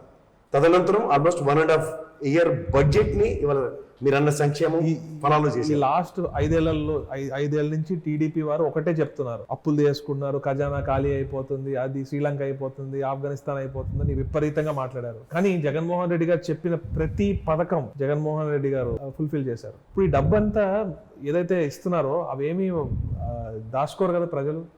ఇట్ కీప్స్ ఆన్ రొటేటింగ్, అది మళ్ళీ స్టేట్ ఎక్స్చెక్కర్కి వస్తూ ఉంటుంది, మరి రొటేట్ అవుతూ ఉంటుంది కదా ఇదంతా. సో వారు ఇవన్నీ ఎందుకు ఆలోచించడం మాకు అర్థం కావట్లేదు. కానీ ఏదైతే ఈ రోజు ఫస్ట్ ఆఫ్ ఆల్ మనం సింపతి అన్నారని చెప్తున్నాను, కళ్ళతో చూస్తున్నాము. 2 ముస్లిం వారు చనిపోయారు కూడా ఈ రోజు. మరి అది చూస్తే ఎవరికైనా బాధేస్తుంది, మరి అది జాలేస్తుంది. మీ పేరు విమర్శ ఎందుకు వస్తుంది అంటే పవన్ కళ్యాణ్ గారు ఇంతకుముందు మాట్లాడడం చూసారు. పవన్ కళ్యాణ్ సినిమా రిలీజ్ అవుతే ప్రతి థియేటర్ దగ్గరికి రెవెన్యూ ఆఫీసర్ పంపించడానికి మీ దగ్గర ఎంప్లాయీస్ ఉంటారు. పెన్షన్లు ఒక రోజు పంపిణీ చేయడానికి గవర్నమెంట్ దగ్గర ఆఫీసర్స్ లేరా? ఎందుకు చేయట్లేదు? స్టేట్ మొత్తం 400-500 థియేటర్, 100-200-300 థియేటర్లు ఉంటాయి. అది మేబీ 500 ఉంటాయి, నాకు ఎగ్జాక్ట్ నెంబర్ తెలియదు. మరి స్టేట్ లో ఎంత మంది వికలాంగులు ఉన్నారు, ఎంత మంది ముసలివారు ఉన్నారు, ఎంత మంది కిడ్నీ డయాలసిస్ పేషెంట్స్ ఉన్నారు. మరి వీళ్ళందరూ కూడా 64 లక్షల ఇబ్బంది మంది పడాలా? పెన్షన్లు అంటే ఇస్తున్నారు. ఆయన సెన్స్ ఓన్లీ రెవెన్యూ ఆఫీసర్స్ అనే కాదు, ఇంకా వేరే ఎంప్లాయీస్ ఉంటారు కదా, పంపించవచ్చు కదా వాళ్ళని ఒక రోజు కోసం. అంటే ఇంకా రాష్ట్రంలో ఎంప్లాయీస్ అందరూ మీరు అదే ప్రైమ్ మిగతా మినిస్టర్ పనులన్నీ ఆరోగ్యం- కాదండి, మిగతా పనులన్నీ వదిలేసి కేవలం ఇది ఒక్కదాని మీద కూర్చుంటే ఏముంది, కూడా- ఒక రోజు పని చేస్తే మీరు చెప్తున్నట్టు 62 లక్షల మంది సంక్షేమం కదా. అవును, డెఫినెట్లీ అండి. కాకపోతే ఇప్పుడు ఎలక్షన్ కోడ్ ఉంది, ఎంప్లాయీస్ అందరూ కూడా ఎలక్షన్ కమిషన్ కింద పనిచేస్తారు, అది కూడా మనం అడ్రస్ చేయాలి. ఇప్పుడు అది మీరు అంటే మాకు కాదు, గట్టిగా మీరు ఎందుకు చెప్పట్లేదు? చెప్తున్నాం, ఎందుకు చెప్పట్లేదు, ఆల్రెడీ ప్రతిపాదన పంపించడం జరిగింది ఎలక్షన్ కమిషన్ కి. ఇంకొక విషయం ఏంటంటే, ఏదైతే ఈరోజు చంద్రబాబు నాయుడు గారు చేసిందంతా చేసి నాకు సంబంధం లేదన్నట్టు సిఎస్ గారికి ఎలక్షన్ కమిషన్ కి ఇమీడియట్ గా డబ్బులు పంచండి అని ఆయన లెటర్లు రాస్తున్నాడు ఈరోజు. ఫోన్ కూడా చేస్తారు. నాకు తెలిసి ఆయన సీఎం అయిపోయానేమో అని కలగంటున్నాడేమో నాకు కామెడీగా ఉంది మరి చూస్తుంటే, ఎందుకంటే ఆపింది ఆయన. ప్రతిపక్ష నేతగా బాధ్యత ఉంటుంది కదా ఆయన కూడా. ప్రతిపక్ష నేతగా బాధ్యత ఉన్నా కూడా ఇదే వాలంటీర్ వ్యవస్థని అవహేళనగా మాట్లాడి గోను సంచులు మోసే ఇది అని చెప్పి నీచంగా మాట్లాడి మేము ఉంచుతాం అంటున్నారు కదా ఆయన. ఉంచుతాం రిలీజ్ అయ్యారనుకోండి, ఇప్పుడు ఉంచుతాం ఫస్ట్ ఏమో ఉంచమన్నారు, అదే ఉంచుతామంటున్నారు, మళ్ళీ రేపొద్దున ఏం చేస్తారో వారికి తెలియదు. ఎందుకంటే టీడీపీ పార్టీకి ఒక క్లారిటీ అనేది మిస్ అయింది, ఒక కామన్ సెన్స్ అనేది లేకుండా పోయింది నాకు తెలిసి ఆ పార్టీకి. యంగ్ పొలిటీషియన్ మీకు ప్రధానంగా ఆంధ్రప్రదేశ్ లో యూత్ జగన్ గవర్నమెంట్ పైన వ్యతిరేకంగా ఉన్నారని ఒక ప్రోపగండా నడుస్తుంది. ప్రోపగండా నిజమా ఫ్యాక్ట్ పక్కన పెడితే, ఉద్యోగాల కల్పనలో జగన్మోహన్ రెడ్డి సర్కార్ ఫెయిల్ అయింది అనే ఒక విమర్శ వస్తే ఎలా మీరు ఆన్సర్ చేయగలరు? డెఫినెట్లీ ఇది రాంగ్ అండి. యూత్ అంతా కూడా మాక్సిమం జగన్మోహన్ రెడ్డి గారి వైపే ఉన్నారు. ఎందుకు అంటే, జగన్మోహన్ రెడ్డి గారు ఏదైతే సచివాలయ ఉద్యోగాలు ఇచ్చారో, గతంలో ఏ ప్రభుత్వం ఇలా ఇచ్చిందా? ఇవ్వలేదు. ఈరోజు వాలంటీర్లు ఆడుతూ పాడుతూ మహిళలు కానివ్వండి, ఆ గ్రామంలో ఉండేవాళ్ళు కానివ్వండి, వేరే జాబ్ చేసుకుంటూ కూడా వారికి 5,000 రూపీస్ తక్కువ అనిపించవచ్చు, కానీ అది ఒక గౌరవ వేతనం. ఆ 5,000 రూపీస్ కూడా దానివల్ల కూడా ఆ ఊరికి మన మనీ ఏదైతే స్టేట్ మొత్తం రొటేట్ అవుతూ ఉంటుంది. దానివల్ల ఎంతో మందికి ఆర్థికంగా బలపడ్డారు. మరి గతంలో నిరుద్యోగులకి 3,000 అని చంద్రబాబు నాయుడు గారు చెప్పి గౌరవ వేతనం కాదు, ఉద్యోగాల కల్పన, దాంట్లో మీరు ఎందుకు ఫెయిల్ అయ్యారు అనుకుంటున్నారు మీరు? ఈ రోజు ఒక డైకెన్ కానివ్వండి, మన ఒక జిఎస్డబ్ల్యూ కానివ్వండి, ఈ రోజు ఇన్ఫోసిస్ వైజాగ్ లో కానివ్వండి, ఎన్నో కంపెనీస్ రావడం జరిగింది. వాళ్ళు కొబ్బరికాయలు కొడితే మీరు వచ్చి రిబ్బన్లు కట్ చేశారు అనే ఆరోపణ ఉంది. గుర్తుంది తప్ప టీడీపీ హయాంలో వాళ్ళు కొబ్బరికాయలు కొట్టి శిలాఫలకం పెడితే మీరు వచ్చి రిబ్బన్లు కట్ చేశారు. మేము చేసిన వాటికి కంప్లీషన్ అక్కడ జరిగింది. వాళ్ళ హయాంలో జరిగిన డెవలప్మెంట్ అసలు జీరో అని చెప్పి ఒకే ఒక ఎగ్జాంపుల్ చెప్తానండి. కుప్పంకి చంద్రబాబు నాయుడు గారు కొబ్బరికాయ కొట్టారు ఎయిర్పోర్ట్కి, కుప్పం ఎయిర్పోర్ట్కి. కుప్పం నుంచి బెంగళూరు ఎయిర్పోర్ట్ 1.5 hours. అసలు ఏదైనా కూరగాయలు ఎక్స్పోర్ట్ చేసుకోవడానికి ఎయిర్పోర్ట్ కడతా అన్నారు. కూరగాయలు ఎక్స్పోర్ట్ చేసుకోవాలంటే బెంగళూరు ఎయిర్పోర్ట్ 1.5 hours దూరం. అలా ఉంటాయండి టీడీపీ. ఏదైతే చేస్తారో వాళ్ళు ఏదైతే చెప్తారో అది చేయరు. జగన్మోహన్ రెడ్డి గారు ఏదైతే చెప్తారో అదే చేస్తారు. ఇప్పుడు జగన్మోహన్ రెడ్డి గారు ఒకటే ఆలోచించాలి. ఈరోజు 4 పోర్ట్స్ డెవలప్మెంట్ మీద జగన్మోహన్ రెడ్డి గారు దృష్టి పెట్టారు. మనకున్న 972 or 74 kilometers కోస్ట్ లైన్లో 4 పోర్ట్లు వస్తే రేపొద్దున్న ఎంత ఎకానమీ పెరుగుతుంది. పోర్టు చుట్టూ ఇండస్ట్రీస్ వస్తాయి. అలానే 10 ఫిషింగ్ హార్బర్స్ పెడితే ఫిషింగ్ హార్బర్స్ చుట్టూ ఫుడ్ ప్రాసెసింగ్ యూనిట్స్ వస్తాయి. సో ఆల్ దీస్ ఇవన్నీ జాబ్స్ క్రియేట్ చేస్తాయి. మళ్ళీ ఇండస్ట్రియల్ కారిడార్ ఒకటి మనకి ఏంటంటే, మనకు నేషనల్ హైవే చెన్నై నుంచి కలకత్తా దాకా ఉంది. అది మన స్టేట్ ద్వారా వెళ్తుంది. దాని చుట్టూ ఇండస్ట్రియల్ కారిడార్స్ డెవలప్ చేద్దామని. ఇవన్నీ జగన్మోహన్ రెడ్డి గారు ఒక విజన్తో రేపు మన స్టేట్ పిల్లలు వేరే రాష్ట్రాలకు వెళ్లకుండా ఇక్కడే ఉండాలని చెప్పి జగన్మోహన్ రెడ్డి ఇవన్నీ డెవలప్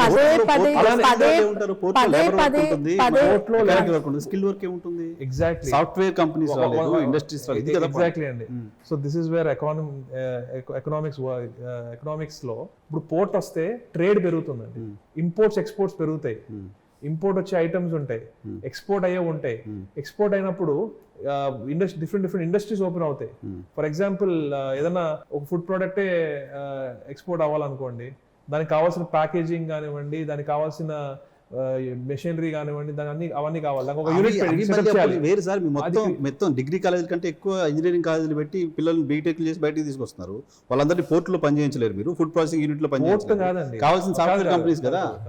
పోర్ట్ ఒకటే కాదండి, పోర్ట్లు, హాస్పిటల్స్ చెప్తున్న డెవలప్మెంట్ కాదు. ఇప్పుడు మన స్టేట్ ఇప్పుడు 4 పోర్ట్స్ ఉంటే ఇప్పుడు ఎక్కడో జపాన్లో తయారైన కార్స్ మనం ఇక్కడికి ఇంపోర్ట్ చేసుకుంటున్నాం. అవసరం లేకుండా కియా ఇక్కడే కట్టించేస్తే కియా ఒకటైతే సరిపోదు కదండి. కియా కూడా బోల్డన్ కార్స్ బయట కొరియా నుంచి ఇంపోర్ట్ చేస్తుంది. సో 4 పోర్ట్స్ ఉన్నప్పుడు ఆటోమోటివ్ ఇండస్ట్రీస్ ఇంట్రెస్ట్ చూపిస్తాయి, ఎందుకంటే స్పేర్ పార్ట్స్ తెచ్చుకోవడం ఈజీగా ఉంటుంది కాబట్టి. అలానే డిఫరెంట్ కెమికల్ ఫ్యాక్టరీస్ కానివ్వండి, ఇక్కడి నుంచి బయటికి వెళ్ళేవి కానివ్వండి, ఫార్మా ట్రేడ్ కానివ్వండి, ఒకటనే కాదు, ఫుడ్ ప్రోడక్ట్స్ కానివ్వండి, లేకపోతే మన దగ్గర ఉన్న డిఫరెంట్ ఇప్పుడు ఏలూరే తీసుకున్న పామ్ ఆయిల్ రైతులు ఎక్కువ ఉన్నారు. పామ్ ఆయిల్ ఇప్పుడు బయట నుంచి ఎక్కువ తెచ్చుకుంటున్నాం. ఏమో రేపు పొద్దున్న పోర్ట్స్ వస్తే మనం బయట ఎక్స్పోర్ట్ చేయొచ్చు, మనకు ఫారెన్ ఇన్కమ్ వస్తుంది. సో డిఫరెంట్ ఛానల్స్ ఓపెన్ అవుతాయి. ఉట్టి పోర్ట్స్ లో ఉన్న లేబర్ వర్క్ అని కాదండి. ఇప్పుడు హీరో హోండా బైక్స్ ఇండియాలో తయారయ్యి Africa, other south east Asian countries కి ఎక్స్పోర్ట్ అవుతున్నాయి. కాకపోతే అది మన పోర్ట్స్ నుంచి అవ్వట్లేదు. సో రేపొద్దున మనకు 4 పోర్ట్లు ఉన్నాయి కాబట్టి రేపొద్దున hero Honda company already setup చేసినట్టుంది. ఇంకా వేరే బైక్ కంపెనీస్ కూడా అవన్నీ కస్టమ్స్ సెంట్రల్ ఎక్సైజ్ డ్యూటీస్ ఆధారపడి ఉంటాయి కదా. ఆధారపడి ఉంటాయి, బట్ పోర్ట్స్ నుంచే కదండి బయటకు వెళ్ళాలి. I'm not denying it. You are creating a platforms, ఈ ఎక్స్పోర్ట్ మాడ్యూల్ ఇంపోర్ట్ మాడ్యూల్ కి you are creating ports. I'm not denying it. అవును, బట్ ఇండస్ట్రియలైజేషన్ జరగడానికి ఈజ్ ఆఫ్ డూయింగ్ బిజినెస్ లో మనం నెంబర్ 1 ఉన్న దగ్గర ఎగ్జాక్ట్లీ. ఇప్పుడు what sort of industrial incentives, ఎందుకంటే మనకు ప్రత్యేక ప్యాకేజ్ రూపంగా ఉన్న ఇండస్ట్రియల్ ఇన్సెంటివ్స్ తమిళనాడు ప్రజలతో సెంట్రల్ గవర్నమెంట్ ఎత్తేసింది. Right now we're not having ప్రత్యేక హోదా, ఇండస్ట్రియల్ ఇన్సెంటివ్స్ తో కూడిన ప్రత్యేక ప్యాకేజ్ 2 లేవు. We are travelling in special purpose vehicle. Unfortunately that is also not happening. ఇక్కడికి వచ్చేసరి కల్లా మీరు చెప్తున్న ఈ పోర్ట్స్ త్రూగా జరిగే దీనికి ఈజ్ ఆఫ్ డూయింగ్ నెంబర్ 1 చేస్తున్న మన రాష్ట్రంలో ఎక్స్పోర్ట్ పాలసీ స్ట్రీమ్ లైన్ అయితే మీరు అన్నట్టు ఇండస్ట్రియలైజేషన్ జరుగుతుంది. బట్ దానికి మనం సెంట్రల్ గవర్నమెంట్తో నెగోషియేషన్స్లో ఏ విధంగా మనకి ఇండస్ట్రియల్ ఇన్సెంటివ్స్ తెచ్చుకోగలం? సెంట్రల్ గవర్నమెంట్ నుంచి చాలా ఇన్సెంటివ్స్ ఉంటాయి. డిఫరెంట్ ఎంఎస్ఎంఈ అయితే డిఫరెంట్ ఉంటాయి, రాయితీలు ఉన్నాయి. ఇప్పుడు గోడౌన్స్ కి కడితే డిఫరెంట్ చాలా ఉన్నాయండి, రాయితీలు, సబ్సిడీలు అని రకరకాలు ఉన్నాయి. కాకపోతే ఇప్పుడు నేను చెప్పేది ఏంటంటే, ఇందాక చెప్పారు ఐటీ అన్నారు మీరు. అమెరికాలో ఈరోజు అమెరికాలో ఉన్న భారతీయులు ఎంతో మంది తిరిగి వస్తున్నారు, ఎంతో మంది ఇబ్బందులు పడుతున్నారు. కెనడా తీసుకుంటే, కెనడాలో జాబ్ కోసం వెళ్ళిన వాళ్ళు లిటరల్లీ అక్కడ బాత్రూమ్ క్లీనింగ్ చేసే పనులు కానివ్వండి, అలాంటి పనులు కూడా చేసుకుని బతుకుతున్నారు. కొంతమంది ఇబ్బందులు పడుతున్నారు, చదువుకున్న వాళ్ళు, ఎంబీఏలు చేసిన వాళ్ళు కూడా. మీరు డిస్కస్ చేశారు కాబట్టి వాళ్ళు అలా ఈ రోజు ఐటీ మీద డిపెండ్ అవ్వకూడదు. ఎందుకంటే హైదరాబాద్ లో ఐటీ జాబ్స్ చేస్తున్న వారు ఎంతో మంది ఎప్పుడు ఊడిపోద్దా అని చెప్పి భయపడుతున్నారు, ఎందుకంటే కోవిడ్ ఎఫెక్ట్ కానివ్వండి, ఇవన్నీ కానివ్వండి. సో జర్మనీ ఐటీకి లైఫ్ లేదు ఉంది, but you can't depend on IT completely. మనం మొదలు పెట్టట్లేదు. సో బేసికలీ అదే చెప్తాను. ఇప్పుడు అదే చెప్తాను. జర్మనీ ఉంది. Germany is a country which manufactures different components, cars కానివ్వండి, ఇండస్ట్రియల్ మెషినరీ కానివ్వండి, ఇవన్నీ మ్యానుఫ్యాక్చరింగ్ లో యూరోప్ లో ఇట్స్ నంబర్ 1. ఐటీ కూడా ఉంది జర్మనీలో, but it's even better in manufacturing. Kind of Andhra Pradesh లాంటి స్టేట్ లో, ఇప్పుడు హైదరాబాద్ ఉంది, తెలంగాణ ఉంది. తెలంగాణలో ఐటీ ఎక్స్ట్రీమ్కి వెళ్ళిపోయింది. 3 లక్షల కోట్లు ఎక్స్పోర్ట్ చేస్తున్నారు. నెక్స్ట్ వాళ్ళు ఆల్టర్నేట్ పైన కాన్సన్ట్రేట్ చేయొచ్చు. అసలు మీ దగ్గర ఇప్పుడు మొదలే కాలేదని కదా. మొదలు కానివ్వడం కాదండి, ఆల్రెడీ వైజాగ్ లో నారా లోకేష్ గారు తీసుకొచ్చిన ఐటీ కంపెనీలని మీరు ఎత్తేసారని వాళ్ళు చేస్తున్నారు. ఎవరు చెప్తారు? ఫ్రాంక్లిన్ టెంపుల్టన్ అంటాడు ఏమన్నా. లులు మాల్ ఏదో పోయిందని చెప్తున్నారు. లూలు మాల్ అదేమన్నా, అది లూలు మాల్ అనేది it doesn't create jobs, but it's a private entity. ఒక ప్రైవేట్ కంపెనీకి ఇన్కమ్ వస్తుంది అంతే తప్ప దానివల్ల 1000 మంది లేబర్ పనిచేయడానికి ఇన్ఆర్బిట్ వచ్చింది, అన్ని వచ్చినాయి. సో ఇంకొకటి ఏంటంటే వైజాగ్ లో ఐటీ డెవలప్ అవుతుంది, కానీ ఐటీ ఉండాలి. ఐటీతో పాటు ఇండస్ట్రియల్ గా కూడా ఎదగాలి అంటే పోర్ట్స్, ఏవైతే పోర్ట్స్ ఉన్నాయో అవి మనకి ఒక బ్యాక్ బోన్ కింద పనిచేస్తాయి. రైట్. సునీల్ గారు, నా నెక్స్ట్ క్వశ్చన్, 2019లో ఒక్క అవకాశం ఇవ్వండి, ఒకసారి గెలిపియండి అని జగన్మోహన్ రెడ్డి గారు అడిగారు. 150 మెజార్టీతో గెలిచారు. 2024లో మాట్లాడుతూ ఉన్నాం, మళ్ళీ ఒక అవకాశం అంటూ ఉన్నారు. మీ రాష్ట్ర రాజధాని ఏది అంటే ఆంధ్రప్రదేశ్ సిటిజన్ గా మీరు ఇచ్చే ఆన్సర్ ఏంటి? నేనైతే ఒకటే చెప్తానండి, అన్ని ప్రాంతాలు సమానంగా ఎదగాలి. Amaravati is the legislative capital, Kurnool is the judicial capital, and Vizag is the మన సచివాలయం అంతా కూడా ఉంటుంది. అదే శాసన మరి రాజధాని. అలాంటప్పుడు మరి 3 రాజధానుల బిల్లు గవర్నమెంట్ విత్డ్రా చేసుకుంది కదా. అవును ఇప్పుడు ఇదే లేదు. రైట్ నా అమరావతి సెంట్రిక్ అవును అమరావతి రాజధానికి వెళ్తుంది. అవును మీ ఈవెన్ ఇప్పుడు ఎలక్షన్ మేనిఫెస్టోలో మీరు అన్నట్టు అది పెట్టేది ఉందో లేదో కూడా హైపోథికల్. అసలు లేదు అది. ఇప్పుడు at present it is the vision of Jaganmohan Reddy maybe అన్నది ఆప్షన్ అప్పుడు. But option is got close కదా. ఇప్పుడు జగన్మోహన్ రెడ్డి గారు ఫస్ట్ నుంచి ఒకటే చెప్పుకుంటూ వస్తున్నారు, వైజాగ్లో పాలన జరుగుతుంది, జ్యుడిషియల్ వచ్చేసి కర్నూలులో, ఈ రెండు నా ప్రమాణ స్వీకారం ఎక్కడ ఉంటుంది అండ్ నేను ఇక్కడ పరిపాలన ఇక్కడ నుంచి నేను సాగిస్తానన్నారు. పాకిస్తాన్ అన్నారంటే అదే కదండి. ఇప్పుడు కర్నూలులో కోర్టు వచ్చేలా చేస్తారు, అమరావతిలో అసెంబ్లీ జరుగుతుంది, అంతే ఇంక సాధించినట్టే కదా. That's it. బట్ దానికి ప్రాసెస్ ఏది ఉంటుందో అది జగన్మోహన్ రెడ్డి గారు తప్పకుండా we'll take it is controversial at this junction. ఎందుకంటే లాస్ట్ టైం ఆయన నేను ఇల్లు ఇక్కడే కట్టుకున్నాను అన్నది అప్పుడు మేమే వైజాగ్ లో ఇల్లు కొనుక్కున్నాము, వైజాగ్ లో ఉండడానికి. రాజధాని ఇల్లులు కొనేసుకున్నారు, ట్రాన్స్ఫర్లు చేసేసుకోవడానికి సిద్ధపడ్డారు. నేను వెళ్తానని మీ సీఎం గారు పదే చెప్పారు, కానీ ఇప్పటి వరకు వెళ్ళలేదు. ఇప్పటి వరకు అక్కడ అడ్మినిస్ట్రేషన్ స్టార్ట్ అవ్వలేదు, ఇప్పటి వరకు అక్కడ డెవలప్మెంట్స్ లేవు, ఉద్యోగాలు ఇచ్చింది వార్తలకే పరిమితం అయ్యింది వైసీపీ. వార్తల కోసమే మీరు వార్తల్లో నిలిచే వ్యాఖ్యలు చేస్తారు తప్ప గ్రౌండ్ లో అసలు ఆ పనితీరు కనపరచట్లేదు అనేది ప్రధానంగా మీ మీద ఉన్న ఆరోపణ. జగన్మోహన్ రెడ్డి గారు వైజాగ్ ని డెవలప్ చేయట్లేదు అనేది ఒక పెద్ద జోక్. ఎందుకంటే వైజాగ్ గతంలో ఎలా ఉంది ఇప్పుడు ఎలా ఉందో చూస్తే అసలు చాలా ఆశ్చర్యంగా ఉంది. ఏదైతే అక్కడ ప్రతిదీ కానివ్వండి, మంచి రోడ్స్ బాగా చేసి మళ్ళీ అవన్నీ కూడా అన్ని డెవలప్మెంట్ చేసి ఇప్పుడు ఎయిర్పోర్ట్ అనేది బాగా జరుగుతుంది. ఆల్రెడీ స్ట్రక్చర్ స్టార్ట్ అయింది. గతంలో టీడీపీ టైంలో కొబ్బరికాయ కూడా సరిగ్గా కొట్టలేదు, కొబ్బరికాయ కొట్టారు తప్ప అక్కడ ఏమి ఉండదు. కానీ మీరు వైజాగ్ పోయి చేసింది ఏంటంటే రుషికొండ గుండు కొట్టారు అని. అదొక బూత్ అండి. ఎందుకంటే అక్కడ పక్కనే రుషికొండ పక్కనే ఉన్న రామానాయుడు స్టూడియోస్ కూడా కొండ మీద ఉంది. మరి దానికి బోడిగుండు కొట్టారండి మరి వాళ్ళు చేస్తే ఒకటి, మేము చేస్తే ఒకటి.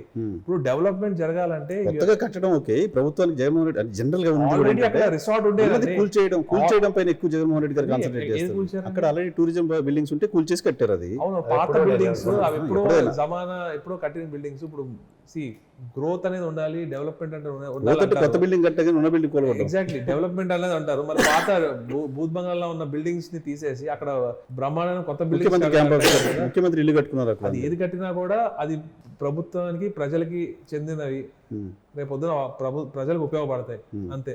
మరి అవన్నీ ఇప్పుడు డెవలప్మెంట్ జరగాలి అంటారు. మరి అక్కడ మరి డెవలప్మెంట్ జరిగినప్పుడు పునాదికైనా మరి తవ్వుతారు కదండి. మనకు బోర్డు గుండు కొట్టేశారు అది అని చెప్పి ఫ్రెండ్స్ ఎవరో యుఎస్ లో సెటిల్ అయిన వాళ్ళు, లండన్ లో మీరు చదువుకున్నారు కదా, ఫ్రెండ్స్ ఎవరో ఉంటారు. ఎవరో ఫోన్ కాల్లో ఆంధ్రప్రదేశ్ క్యాపిటల్ ఏంటి సునీల్ అని అడిగితే ఏం చెప్తారు మీరు? ఏం చెప్తాము? ఇదే చెప్తాం, పరిపాలన రాజధాని వైజాగ్ అని చెప్తాం. అది కాలా మీరు చెప్పడానికి, ఇంటర్వ్యూ చెప్పడం కాదు. మీరు బిల్లు పెట్టారు, వెనక్కి తీసుకున్నారు. As of now what is your capital? హైదరాబాదే కదండి ఇప్పుడు మన క్యాపిటల్. ప్రస్తుతం మన క్యాపిటల్ హైదరాబాదే ఆన్ పేపర్. June 2 last. ఇంకా ప్రస్తుతంగా హైదరాబాదే combined capital. But we want to develop all the areas. ఎందుకంటే గతంలో అవును yeah, but why you are not saying that?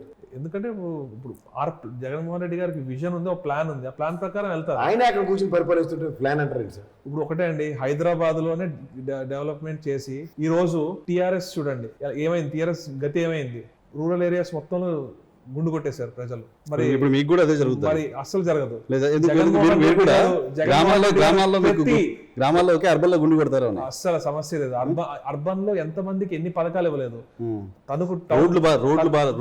రోడ్లు బాగలేదు, కరెంటు బిల్లు పెంచేశారు, చెత్త ఛార్జీలు వేశారు, మున్సిపల్ ట్యాక్స్లు పెంచారు. రోడ్లు బాగాలేదు అంటున్నారండి. రోడ్స్ చేయడము, రోడ్స్ పాడవడము, మళ్ళీ రోడ్స్ చేయడం, ఇట్స్ కంటిన్యూస్ ప్రాసెస్. టీడీపీ మొత్తం అన్ని రోడ్లు ప్రాసెస్ ని మీరు 5 ఏళ్లుగా పైన పెట్టేశారు కదా. అన్ని రోడ్లు బాగా వేసేసి ఉంటే రోడ్ కి లైఫ్ 10 years ఉండాలి. మరి టీడీపీ 5 years మరి ఏం చేసింది? ఏం చేయనట్టే వాళ్ళకి ఏమీ చూపించడానికి లేక మీరు ఇది చేయలేదు ఇది చేయలేదు అని చెప్పి చూపించడానికి కేవలం రోడ్స్ ఒకటి అవకాశం మీరు ఇస్తున్నారు. ఎక్కడ ఏమి ఇచ్చాం? రోడ్లు బాగాలేదు అని చూపించారు. మున్సిపల్ ట్యాక్స్ ఇస్తున్నారు కదా, రోడ్లు ట్యాక్స్ ఇస్తున్నారు కదా, కరెంటు బిల్లు 7 సార్లు పెంచారు కదా. రోడ్లు బాగాలేదు. తణుకు రండి, తణుకులో మాక్సిమం చాలా వరకు రోడ్ చేసాము. అది కాకుండా ఏలూరు, కైకులూరు కాన్స్టిట్యున్సీ తీసుకున్నాం.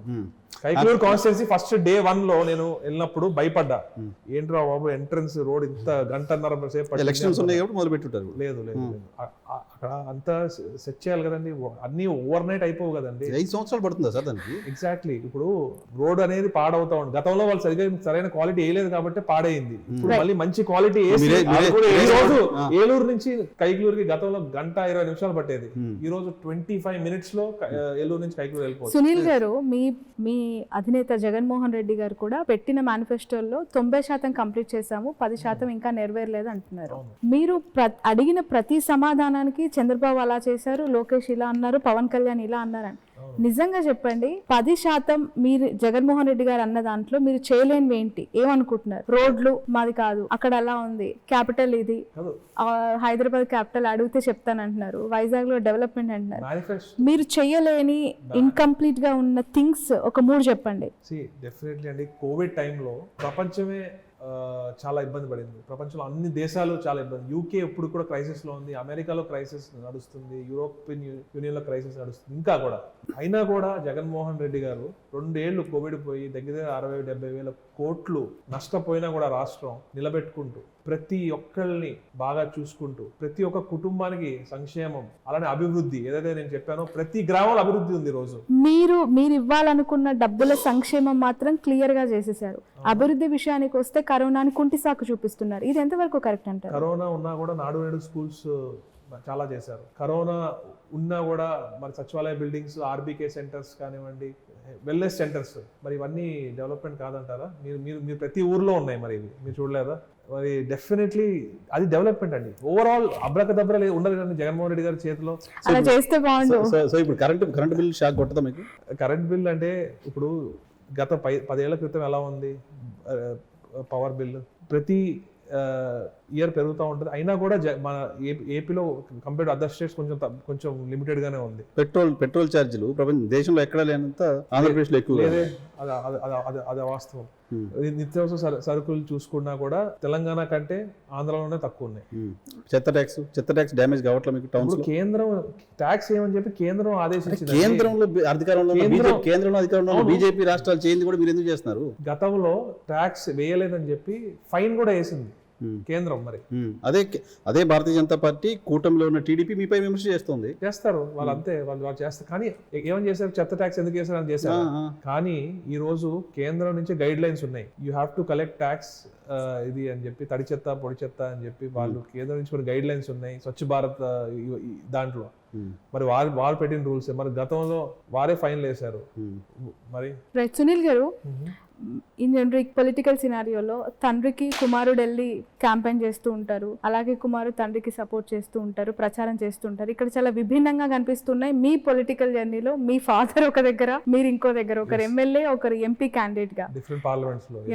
ఎలా చూడాలి దీన్ని? సో ఇబ్బంది అనిపించట్లేదా? తండ్రి వచ్చి ప్రచారం చేయట్లేదు నియోజకవర్గంలో, వస్తే బాగుండేది. అప్పుడప్పుడు చిన్న పనులు ఉన్నప్పుడు వెళ్తా ఉంటాను తప్ప నా పని నేను చేసుకుంటా ఉంటాను. ఏలూరు పార్లమెంట్ లో ఎమ్మెల్యేలు అందరూ కూడా నన్ను చాలా బాగా కలిసి ఒక టీమ్ గా ముందుకెళ్తున్నాము. ముఖ్యంగా ఆళ్ళ నాని గారు, మా జిల్లా ప్రెసిడెంట్ గారు కానివ్వండి, అలానే కోటగిరి శ్రీధర్ గారు కానివ్వండి, ఎవరైతే he made way for me and he's guiding me. And also ఎమ్మెల్యేలు అందరూ కూడా అభయ్ చౌదరి గారు కానివ్వండి, డిఎన్ఆర్ గారు కానివ్వండి, అలానే మా కొత్త క్యాండిడేట్ విజయరాజ్ గారు కానివ్వండి, బాలరాజ్ గారు మిస్సెస్ రాజలక్ష్మి గారు కానివ్వండి, కొత్త క్యాండిడేట్ ప్రతాప్ అప్పారావు గారు కానివ్వండి, అందరూ కూడా వాసుబాబు గారు కానివ్వండి, ఉంగుటూరు, మేమందరం కూడా అభయ్ చౌదరి గారు, మేమందరం కూడా ఒక టీమ్ లాగా పనిచేస్తున్నాము. అందరితో మంచి పరిచయాలు ఉన్నాయి. చక్కగా ప్లాన్ చేసుకుని వీఆర్ వర్కింగ్ టుగెదర్. అండ్ 7 సీట్లు 100% కొట్టబోతుంది. ఎందుకంటే ఆల్రెడీ రికార్డ్ ఉంది, 7 seats గెలుస్తున్నాము.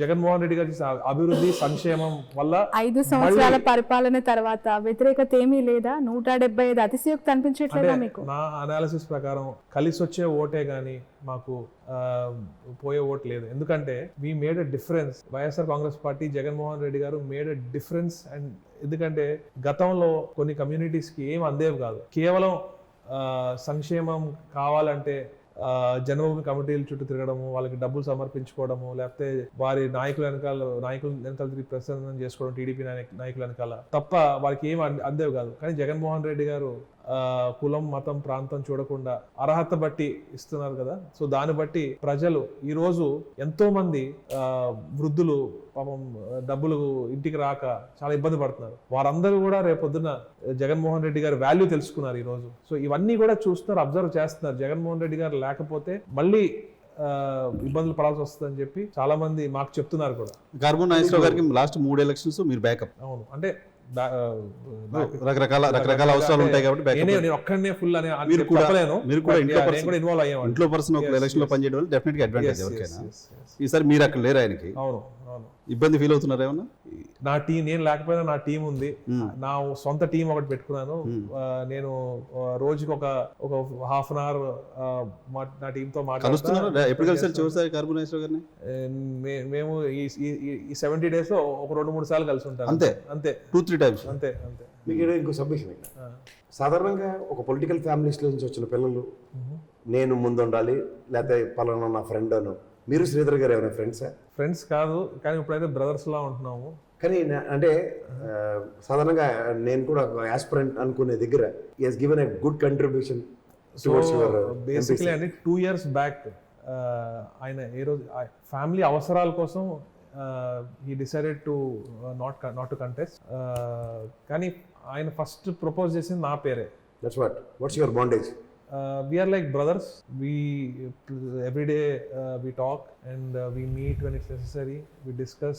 We go to meetings together and we work really hard for the party. He is very loyal to the party. Jagan Mohan Reddy garu ante pranam Sridhar gariki, and we are working really hard. And Sridhar garu first na peru propose చేద్దాం CM గారి దగ్గర అని చెప్పి నాన్నగారికి 2 years back అడిగితే వద్దు అని చెప్పి వద్దని చెప్పడం. తర్వాత అయినా కూడా శ్రీధర్ గారు కూడా చెప్పడం, అలానే ఆల్నాని గారు కూడా ఓకే అంటాం. ఇదంతా ఒక డ్రీమ్ లాగా అయిపోయింది ఇదంతా కూడా. సో మీరు కార్మూర్ నాగేశ్వరరావు గారు నాకు ఇంతకుముందు ఎప్పుడు ఇంటర్వ్యూలో చెప్పారు, జగన్మోహన్ రెడ్డి గారు అమలు చేస్తున్న సంక్షేమ కార్యక్రమాలు అన్ని వరుసగా ఎవరైనా చెప్తే 10 లక్షల రూపాయలు ప్రైజ్ ఇస్తాను. నేను చెప్పలేదు అది. మీరు చెప్పగలరు. జగన్ జపం అయితే చేస్తున్నారు. కానీ నిజంగా చెప్పాలంటే నేను కూడా చెప్పలేను, ఎందుకంటే అన్ని మంచి పనులు చేస్తున్నారు జగన్మోహన్. స్కీమ్స్ అన్ని వరుసగా చెప్పలేరు. అంటే వరుసగా చెప్పాలంటే చెప్పలేదు, కరెక్ట్ గా టక్కడగా చెప్పాలని చెప్పలేము, ఎందుకంటే ఒక చాందాడంత లిస్ట్ ఉంది అది. ఎందుకంటే అన్ని సంక్షేమ నవరత్నాలు చెప్పండి. నవరత్నాలు చెప్పచ్చు. సో అంత టఫ్ ఉంది. జగన్మోహన్ రెడ్డి గారు జపం చేస్తున్నారు, కానీ ఆ పథకాలన్నీ మీరే ఓన్ చేసుకొని చెప్పే పరిస్థితి. అంత మంచి చేస్తున్నారు జగన్మోహన్ రెడ్డి గారు. మీరు చెప్పగలుగుతారా? మంచి చేస్తున్నారు అన్నప్పుడు మంచి పనులు చెప్పుకోవడంలో తప్పలేదు, మరి మీరు ఎందుకు గుర్తుపెట్టుకోలేదు? చెప్పుకోలేను అంటే ఒక 4-5 ఉంటే తెలుగుదేశం చేసిన తెలుగుదేశం పార్టీకి గుర్తుండిపోయి ఒక పథకం పేరు మీరు చెప్పగలుగుతారా? పసుపు కుంకుమ. అదే కదా వాళ్ళు ఎత్తుగా పసుపు కుంకుమ పోసారు లేడీస్ అందరూ కలిసి. అసలు మీరు ఆహ్వానం చేస్తారు, దగ్గర 5-6% ఓటు బ్యాంక్ పెరిగి చూపించింది అది. ఎక్కడ పసుపు కుంకుమ నిజంగా. ఏలూరు 33-34% ఉన్న దగ్గర ఎన్హాన్స్ అయింది 39. రైట్. సునీల్ గారు, ఏలూరు పార్లమెంట్ కి జగన్మోహన్ రెడ్డి ప్రభుత్వం వచ్చిన తర్వాత చేసిందేంటి, గెలిపిస్తే మళ్ళీ చేసేదేంటి?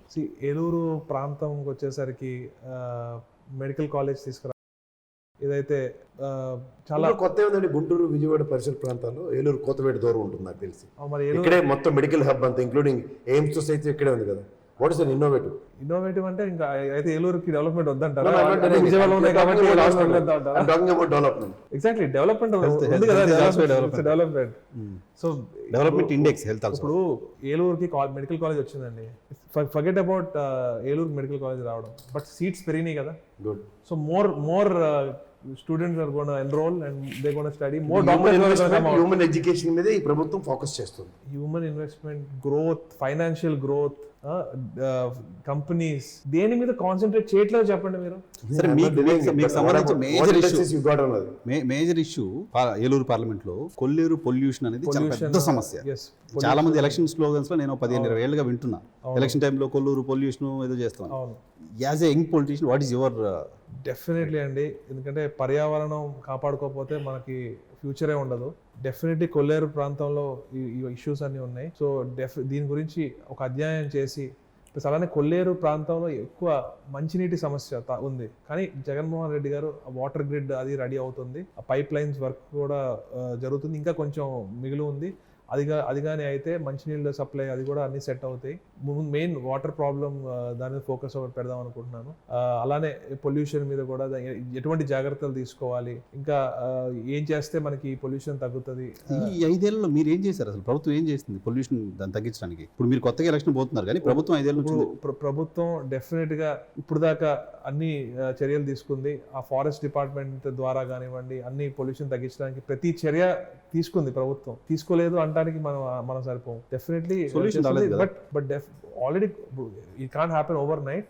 బట్ నేను వచ్చాక కూడా ఇంకా రీసెర్చ్ చేసి ఇంకా అదర్ ఫారెన్ కంట్రీస్ లో ఇలాంటి భౌగోళిక మన సిచ్యువేషన్ ఉన్న చోట్ల మన దేశంలో కానివ్వండి, అదర్ కంట్రీస్ లో ఉన్న సిచ్యువేషన్స్ కానివ్వండి చూసి రేపు ఎటువంటి చర్యలు తీసుకుంటున్నారో ఇక్కడ కూడా ఇంప్లిమెంట్ చేసి డబ్బు ఖర్చు అయినా కూడా కేంద్ర ప్రభుత్వం ద్వారా కూడా మనం వర్క్ చేసి ట్రై చేస్తాం. అలానే ఏదైతే మన పోలవరం ఏరియా ఉందో పోలవరం ప్రాజెక్ట్ని దృష్టి పెడతాను. పోలవరం ఏరియాలో ఉన్న గిరిజనుల మీద ప్రత్యేక దృష్టి పెట్టి వారి జీవన ప్రమాణాలు పెరిగేలాగా వారు కూడా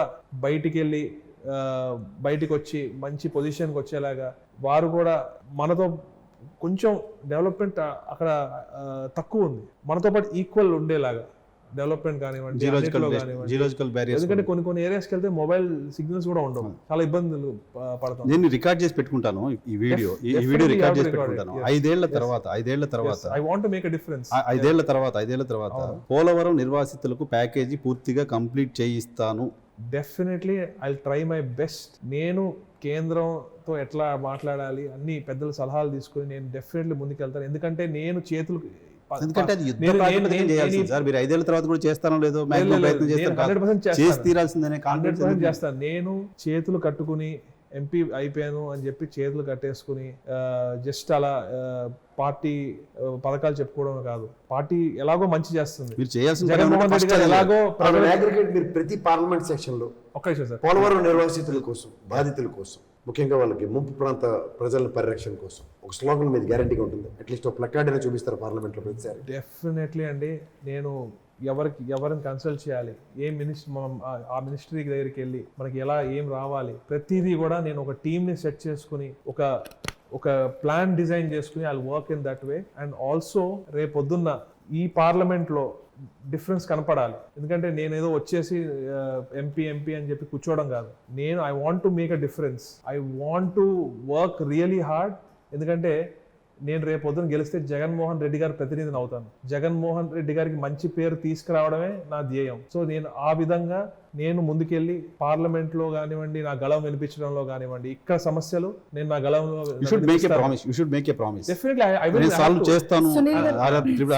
సంక్షేమ పథకాలు చాలా ఉన్నాయి, చెప్పలేనని ఉన్నాయి కాబట్టి ఠకివని చెప్పలేని అన్నారు కదా. జగన్మోహన్ రెడ్డి గారు ప్రామిస్ చేసి అధికారంలోకి వచ్చిన తర్వాత చేయలేనివి, అయ్యో ఇవి చేస్తుంటే బాగుండేదేమో అని అనుకున్న ఒక 2 పాయింట్స్ చెప్పగలరా? మద్యపాన నిషేధం అన్నారు కానీ అది కొంచెం కొన్ని కారణాల వల్ల తగ్గింది. కానీ కూడా జగన్మోహన్ రెడ్డి గారు ముందే చెప్పారు మద్యపానం ముట్టుకుంటే షాక్ కొడుతుంది అని ఎలక్షన్ ముందే చెప్పడం జరిగింది. రేట్లు పెంచడం జరిగింది, దానివల్ల కన్సంప్షన్ తగ్గింది. ఏవైతే బెల్ట్ షాప్స్ ఉన్నాయో అవన్నీ తీసేయడం జరిగింది. మరి ఈ రోజు మద్యం దొరకాలంటే చాలా కష్టమైన పరిస్థితి ఉంది. మరి దీనివల్ల కన్సంప్షన్ తగ్గింది. మరి ఈ రోజు ప్రతిపక్షాలేమో మేము మంచి నాణ్యమైన మద్యం తక్కువ రేటుకి ఇస్తాము అని చెప్పి ప్రచారం చేసుకుంటున్నారు. మరి ఎన్టీ రామారావు గారు మద్యపానం ఎత్తేసిన ఎన్టీ రామారావు గారి వారసులని చెప్పుకునే వీరు ఈ రోజు మద్యపానం తక్కువ రేటుకి ఇస్తాము, మంచి నాణ్యమైనది ఇస్తాము, రేపొద్దున ఆరోగ్యశ్రీలో మీ లివర్ కి ఫ్రీగా ఆపరేషన్ కూడా చేయిస్తాము అన్నట్టుగా ఉంది. మరి నెక్స్ట్ వన్ మద్యపాన నిషేధం, ఇంకోటి మద్యపాన నిషేధం సిపిఎస్. కానీ దానికి మనం అన్ని చూసారు కదా, జగన్మోహన్ రెడ్డి గారు మాత్రం అన్ని కూడా ఇప్పుడు చెప్తా కరోనా వల్ల కానివ్వండి అన్ని కూడా ఎఫెక్ట్ అయింది కదా. సరే కరోనా ప్రజలు మర్చిపోయినా మీరు మర్చిపోనిచ్చేలా లేరే, ఎందుకంటే ప్రతిదానికి తీసుకొచ్చి రుద్దుతున్నారు. Corona affected the world economy, మనం పక్కన పెట్టేలేము. సిపిఎస్ కి కరోనాకి ఏంటి సంబంధం? అన్ని అవును. మరి ఇప్పుడు సిపిఎస్ కి నాకు అవగాహన లేకుండా ఇచ్చిన కాదండి ఒకటండి, ఇప్పుడు సిపిఎస్ కి కరోనాకి సంబంధం ఏదో అంటున్నారు. ఎకానమీ ఎఫెక్ట్ అయ్యింది. మరి ఎకానమీ ఎఫెక్ట్ అయ్యిందంటే కోవిడ్ వల్ల ఎకానమీ ఇంప్లిమెంట్ లేని సిపిఎస్ ని మన స్టేట్లో నేను రద్దు చేస్తానని చెప్పాడు జగన్మోహన్ రెడ్డి గారు. సో అది అవగాహన లేకుండా ఇచ్చిన హామీ అనేది ప్రభుత్వం కమిట్ అయింది. దాన్ని వదిలేద్దాం అక్కడికి. సరే, రైట్. రాబోయే ఎన్నికలకి 3 పార్టీల కూటమి బయలుదేరింది. మిమ్మల్ని ఓడిస్తానంటున్నారు, మిమ్మల్ని ఇంటికి పంపిస్తాను, అదే మా లక్ష్యం అంటున్నారు. భయం వేస్తుందా ఏలూరులో? ఈ భయం అనే మాటే ఉండదండి. ఎందుకంటే ఈ రోజు ఇటు చంద్రబాబు నాయుడు గారు, పవన్ కళ్యాణ్ గారు, ఇటు పురంధేశ్వరి గారు కలిసినా కూడా కింద క్యాడర్ కలవలేదు. చంద్రబాబు నాయుడు గారు ముందే ఒకళ్ళు పిడిగుద్దులు గుద్దుకుంటున్నారు. అంత దయనీయమైన పరిస్థితిలో ఉన్నారు. ఈ రోజు అంబికా కృష్ణ గారు ఏలూరు పార్లమెంట్కి మేము టీడీపీకి సపోర్ట్ చేయట్లేదు, మాకు తపనా చౌదరి గారికి సీట్ ఇవ్వాలి, టీడీపీ బీజేపీ వేరు, ఆర్ఎస్ఎస్ బీజేపీ వేరు, ఇప్పుడు టీడీపీ బీజేపీ వాళ్ళకే సీట్లు వచ్చినాయి అని చెప్పి ఒక సీనియర్ లీడర్ అంటున్నారంటే ఇక్కడ వాళ్ళు ఎంత దయనీయమైన పరిస్థితిలో అర్థం చేసుకోవచ్చు. మీరు కూడా కంటే ఎక్కువ అవతల వాళ్ళు కలవట్లేదులే, వాళ్ళ డిస్టర్బెన్స్ ఉందిలే, పవన్ కళ్యాణ్ ముఖ్యమంత్రి కాదంటున్నారు కాబట్టి వాళ్ళు ఓట్లేదులే, వీటి మీద ఎక్కువ ఆధారపడుతున్నారు. అలా ఏమి ఉండదండి. ఎందుకంటే ఇప్పుడు ప్రజలు కూడా అన్ని గమనిస్తూ ఉంటారు కదండి. ఎవరు ఏంటి, జగన్మోహన్ రెడ్డి గారు ఏంటి, ఒకటే లైన్ లో వెళ్తా ఉంటారు. మీ పార్లమెంట్ కాన్స్టిట్యూన్సీ గురించి మాట్లాడదాం. ఎందుకు పుట్టా మహేష్ యాదవ్ ఓటేయకూడదు, ఎందుకు సునీల్ కుమార్ యాదవ్ ఓటేయాలంటే ఏంటి, ఒక 2 పాయింట్స్ చెప్పండి. సింపుల్ అండి. సునీల్ కుమార్ యాదవ్ ఈ గడ్డ బిడ్డని, నేను ఇక్కడ కల్చర్ కానివ్వండి, ఇక్కడ యాస భాష అన్నీ తెలిసిన వాడిని, ఇక్కడ ప్రజలతో సంబంధాలు ఉన్నవాడిని, నాయకులతో సత్సంబంధాలు ఉన్నవాడిని, ఇక్కడ ప్రాబ్లమ్స్ తెలిసిన వాడిని, ఇంకా ఇక్కడ బంధువర్గం ఉంది, నాయకులతో మంచి సంబంధాలు ఉన్నాయి. సో ఏదైనా చేయగలుగుతాను అంటే వెంటనే నాకు ఎక్కడ ప్రాబ్లం వస్తే ఏం చేయగలుగుతాను ఏంటి అవన్నీ నాకు అవగాహన ఉంది. ఇప్పుడు ఎక్కడో కడప నుంచి వస్తే అక్కడ సమస్యలు వేరు. మీరు చెప్తున్న మీ స్ట్రెంత్ మిగతా చాలా చోట్ల మీ అభ్యర్థులకు వీక్నెస్ అవుతుంది. చెవిరెడ్డి భాస్కర్ రెడ్డి గారిని తిరుపతి నుంచి తెచ్చి ఒంగోలులో పెట్టారు, నెల్లూరు నుంచి అనిల్ తీసుకొచ్చి నరసరావుపేటలో పెట్టారు. ఇప్పుడు ఒకటి చెప్తానండి, గతంలో మేకపాటి గారు కూడా నెల్లూరులో గెలవడం జరిగింది, ఇక్కడ నరసరావుపేటలో గెలిచారు. నరసరావుపేటలో గెలవడం జరిగింది, నరసరావుపేటలో గెలిచారు మేకపాటి గారు కూడా. మరి గతంలో బాలశౌరి గారు ఇటు ఇది చెప్పాలంటే అట్లే మహేష్ గారు ఇప్పుడు నెల్లూరుకి చెందిన మన ఈయన పేరేంటి లగడపాటి గారు కూడా విజయవాడలో గెలిచారు. ఎగ్జాక్ట్లీ మా వెస్ట్ గోదావరిలో మేము కొంచెం డిఫరెంట్ అండి. ఐ థింక్ ఐ ఫీల్, ఎందుకంటే మాకు ఆర్ కల్చర్ కానివ్వండి, మేము